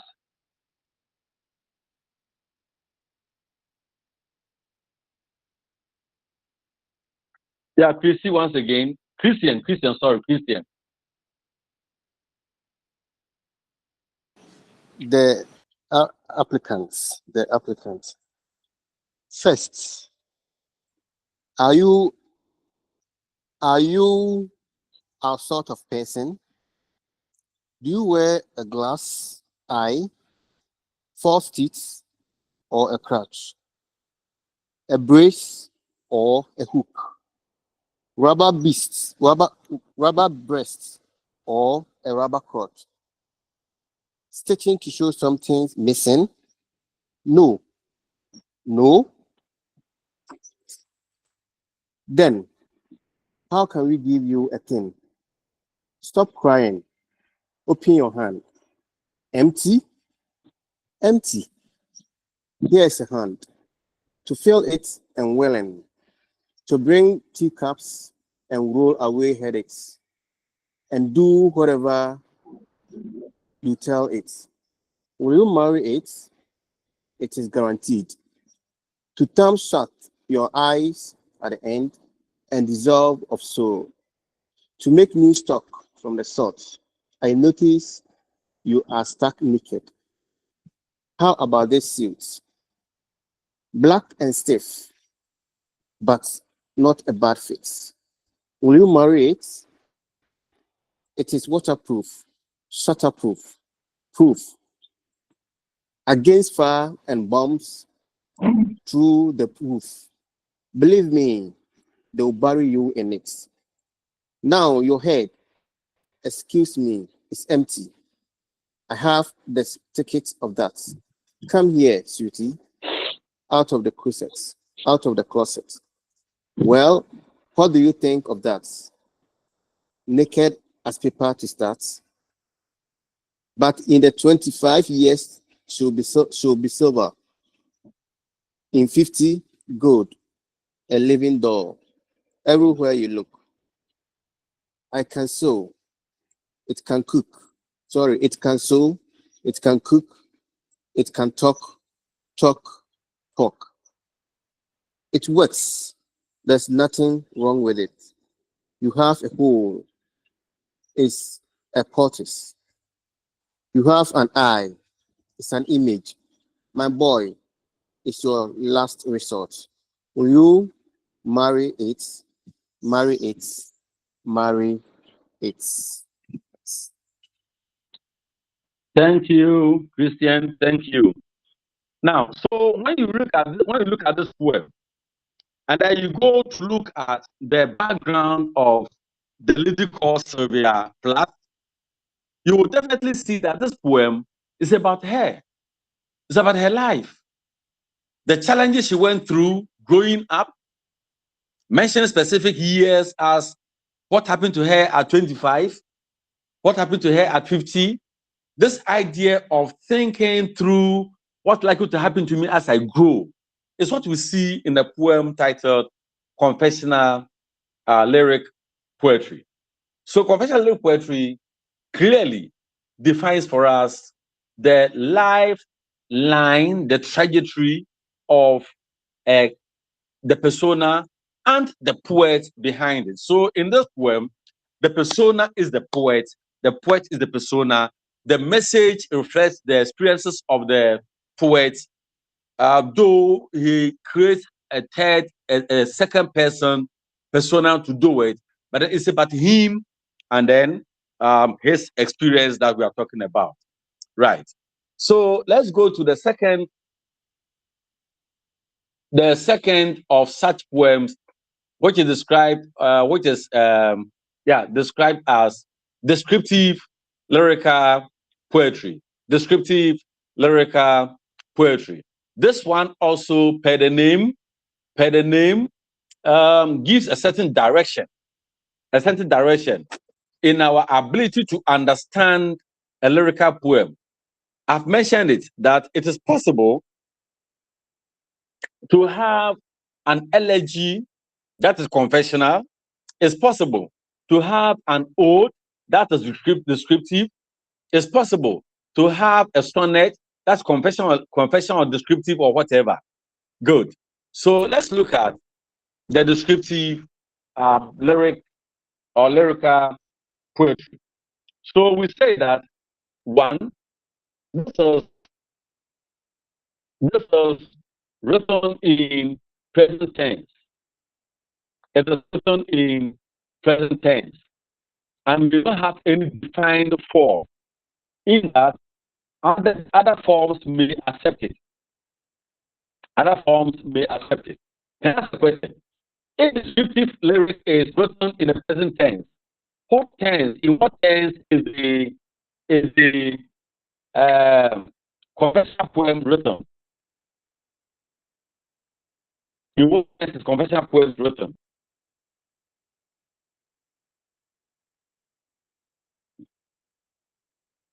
I'm waiting for you, please.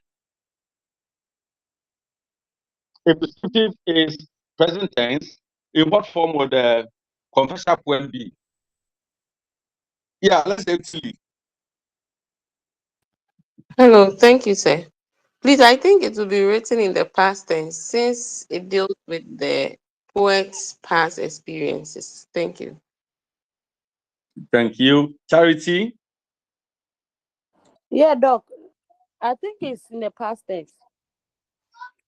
All right. Joyce? Since you are confessing, okay. Yeah, that's okay. Joyce?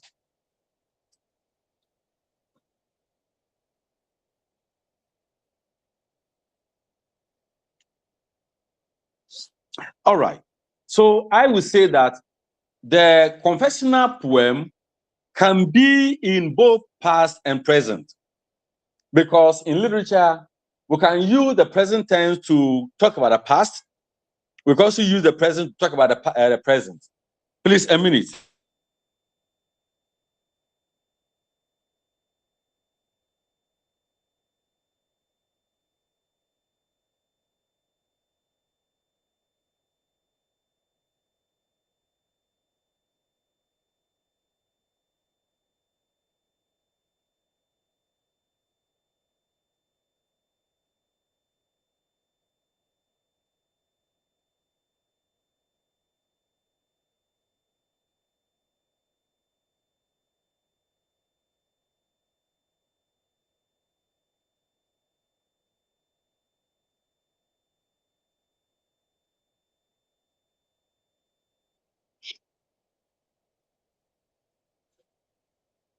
Okay. So confessional poems may be in present or in past, depending on how we capture it.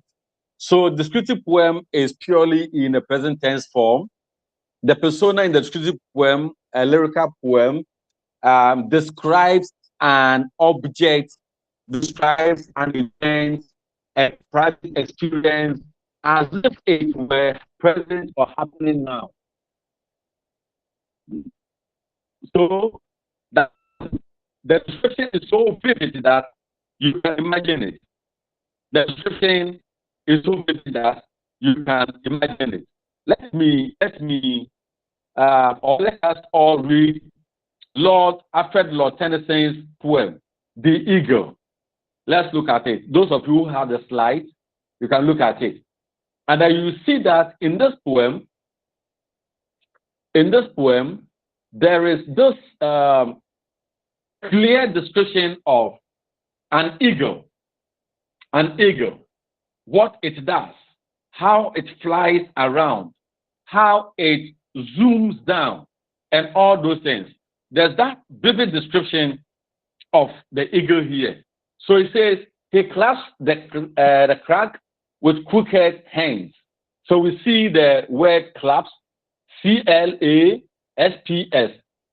the clasping, to clasp and to hold it tight with the crag, not the hand, but crag. Crag is that strong, the strong hand of the crane, right? And it is described as crooked hands. So you can imagine it. Then we say close to the sun in lonely land. So the eagle, we are told, is the only bird that can fly very close to the sun in lonely land. then reigned with the other world, his sons. So as he goes close to the sun creates a kind of rainbow around it. Now, from the top of the sun, from the top of the sky, the eagle looks down into the sea, and the sea is wrinkled because of the waves. Wrinkled. The sea is wrinkled. So that's a description. Beneath him, he crawls. And then he watches from his mountain walls where he's standing, the mountain walls. And like a thunderbolt, he falls swiftly into the sea. Right. So you see that beside the elements of poetry, the persona focuses on the present scenario as if the thing is happening right in front of us. He describes everything in descriptive manner so that he creates mental pictures in our mind so we can imagine it. So in such situations, the poet or the persona chooses words that effectively and directly affect our senses in order to picture it. That's a descriptive lyric. Once again, if you look at sonnet 18, it is obvious that the persona in sonnet 18 employs descriptive lyric there because it gives us clear descriptions of things happening in that poem. What stands out in descriptive lyric is the use of diction. That the diction is carefully selected and arranged for serious sensuous effect. It's arranged for serious sensuous effect. When we are analyzing such a poem, please, all that we are doing, we'll put them all together to be able to analyze a poem. If I put a poem down for you to analyze it, know that all these things that we are saying in one bit here, one bit there, one bit that, must all come to play in analyzing the poem. Don't be surprised that your end of semester, we can have a poem there, an unseen poem, and then you have to apply all this knowledge to that poem to analyze it. Good. So we have looked at descriptive lyric poetry. We have read Tennyson's Eagle and be able to identify the descriptive elements in there. Right.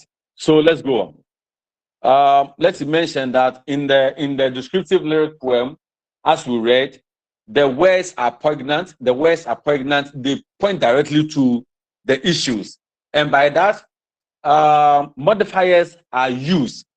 Modifiers are used copiously. So take note of that. Good. The next one we are looking at is reflective lyric poetry. Reflective lyric poetry. I don't know what comes to mind. Reflective means what? What comes to your mind when you hear reflective lyric poetry? To think about the past. You don't do that, please. Don't do that. Jones, let's hear you. Yes, please, to think about something. To think about something. To meditate. Charity. Or to meditate. Meditate. All right. All right. Charity. Doc, to remember events, past events or past experiences. All right. Feel me.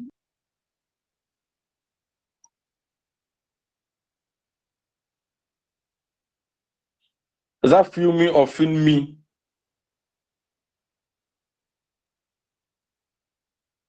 Joyce.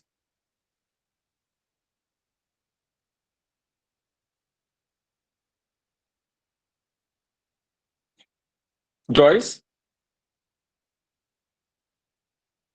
Hello, Doc. To critically analyze the situation, put your mind. Yeah, Doc, please, I'm talking. All right. So I said to critically analyze, observe, think deeply.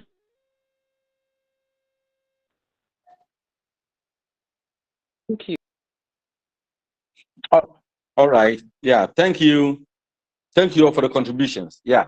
So reflective poem, as the name suggests, we are saying that all lyric poems are reflective. All lyric poems are reflective. We reflect on life as in confessional. We reflect on life as in the sonnet, in the elegies and the odes. We reflect in all of them. But we can have an instance where the reflection is very deep. The reflection is very deep. And in this one, the persona is remembering or reliving an experience or event. And it's usually written in the past tense because it's a reflection. So reflective poems contain some explicit and implicit generalizations about life because of retrospection and introspection. Retrospection means looking back into the past. Introspection means looking within you, Right. So you look within you and then you reflect. Or you can look within you, reflect, and then confess or describe. And then retrospection, looking back. So when we have looked back and looked within now, we can make generalizations about life.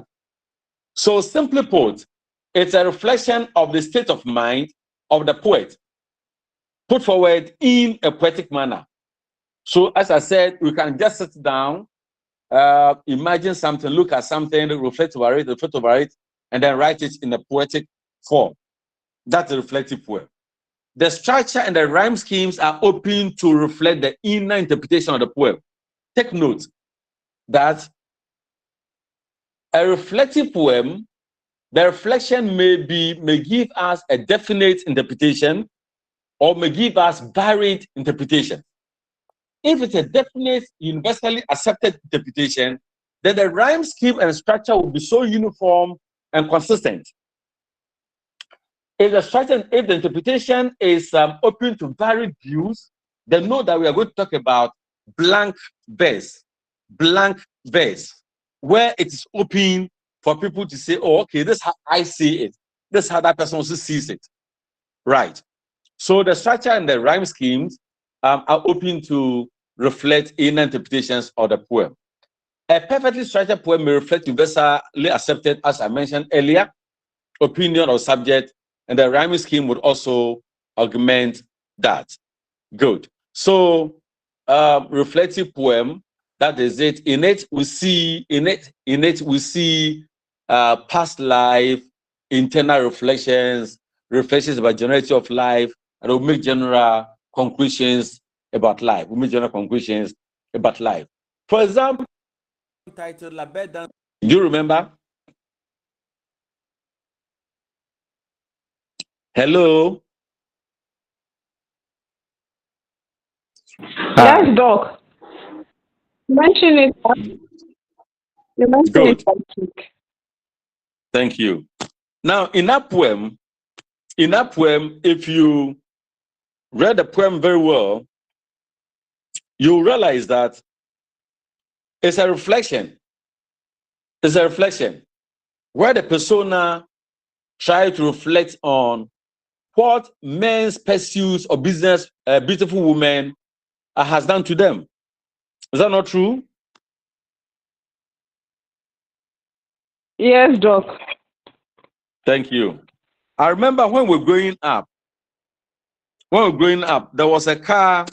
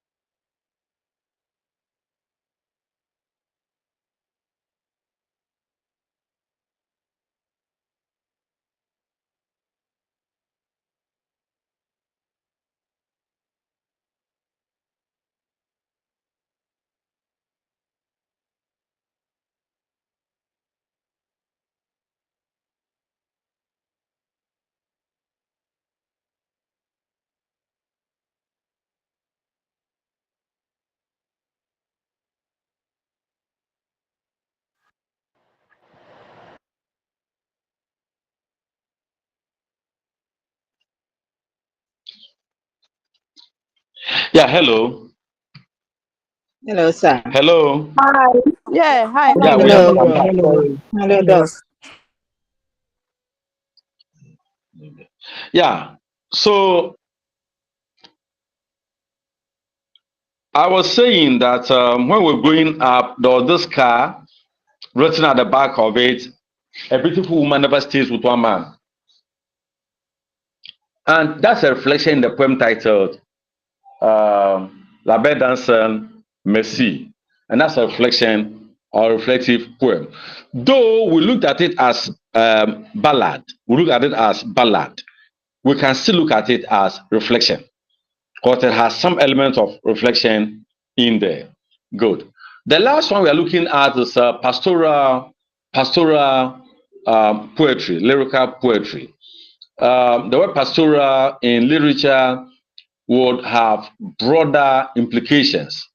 So it may be about rural life, it may be about rustic life, it may be about people who are not so well exposed, kind of that pastoral lyric poetry. So we will say that uh,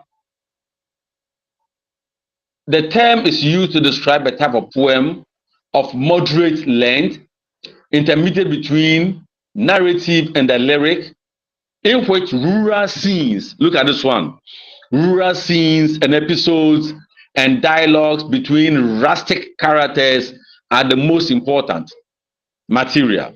So it's about village life, it's about countryside life, it's not city kind of poems.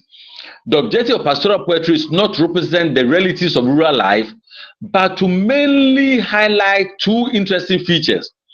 One, the simplicity of rural life and its idyllic tranquility. Idyllic tranquility means the absolute peace of mind in the rural communities. So, simplicity. And then, when we're talking about the ballad, we read a poem titled Wordsworth's poem, that is A Slumber Does My Spirit Seal. I think we read that one. And that showed the simplicity and then the peaceful nature of life in the rural life. Some poets have also used the pastoral lyric to reflect the realities of rural life and project its ideals. So you look at rural life and then you bring out the good virtues of it. That's what Wordsworth did in the poems that we looked at. A good example in modern times is Pepe Clark's Abiku. You can look for that poem and read it. Abiku is an example of African pastoral lyrical poetry. Abiku, an example of African pastoral lyrical poetry, where we are told that the houses are of thatched roofs, the houses are not in the best of shapes, but the people are happy staying there. So if you want to stay there, come and stay. If you don't want to stay, go away. Now, both poets make their situations, episodes, and style of language natural and comfortable or conformable to the rustic traits of the themes in the abikus that we have talked about. Good. So pastoral poems is about rural life. It's about rural life. It's about the ideal situations in rural life. It's about the peacefulness of rural life. It's about, in fact, if you look at the romantic poems, most romantic poems are about rural life, and they idealize rural life, make rural life better places to be, make rural life appreciable places to be, make rural life and a place of envy. So those who are running away from your rural communities to come and stay in the cities like Accra, Takoradi, Cape Coast, Kumasi. No. Pastoral lyric poetry, we say go back and stay there because that place had the best of things to offer. Good. So, in summary, we have said that for a poem to be looked at as a pastoral poem, it might be clear that the types of lyrical poetry we have introduced let me take it again, please. For a poem to be looked at pastoral, then it must have the attributes of rural life. must have the attribute of extolling the virtues of rural life and then making rural life look better. It might be scenic, SCENIC, scenic in the sense that it might present to us the picture of rural communities. It might present to us the picture of rural communities. What we want to analyze in pastoral poem is about rural life. Is it positive or negative? Now that life in the cities are full of refuse, full of garbage here and there, we may want to run away to rural settings to enjoy life there. Unfortunately, our rural settings today are also bedeviled with galamsey. The rivers are polluted. We can't get fresh contumely and all those things. So these are the 4 other lyrical poems we have talked about. We have looked at the characteristics of each one of them. And we are saying that we may find these in the major poems we have introduced. So get any poem to look at, one, you should be able to identify these things and be able to say that, okay, there is description there, there is pastoral life there, there is confession here, and there's a reflection. Though it is sonnet, though it is elegy, though it is ode, but these features are also there. Right. Any question up to this point? Any question? Any question up to this point?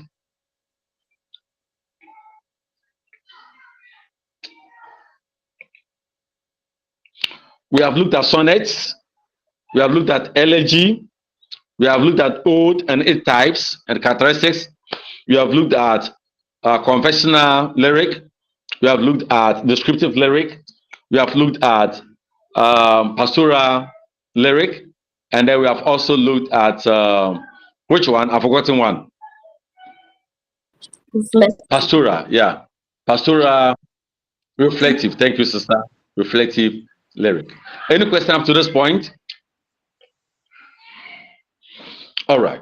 Now let me say that per how I teach and per the details I give to my give to the teaching of things I do, my questions are also in depth, and I will expect you to really produce good things. Don't just come and scratch the surfaces and give to me as a. You make sure you write copiously with good information. That's what I can say. End of semester exams is not a joke. I know most of you have done the basic education thing, and most of you might have read this course. At this time, the questions may not be like what you did at during your first degrees. So please read, find out more, understand more, and then do it. All right. So if there are no questions, then we'll end here. But let me say that we will not meet next week Saturday because I will not be in Ghana. I'll come back on the Monday, and I know that Tuesday is a holiday. So if possible, we can meet Tuesday, that's 1st July, and then finish off. So if that's okay with you, for that, not that it's okay with you, I can't have a discussion with you on Saturday next week because I'll be far away out of the country and I'll be busy, so I cannot engage you. So when I come back on Tuesday, we'll meet and then do our discussion.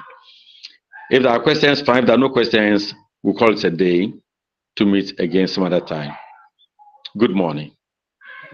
Good morning, Doc. Good Yeah, morning. Problem.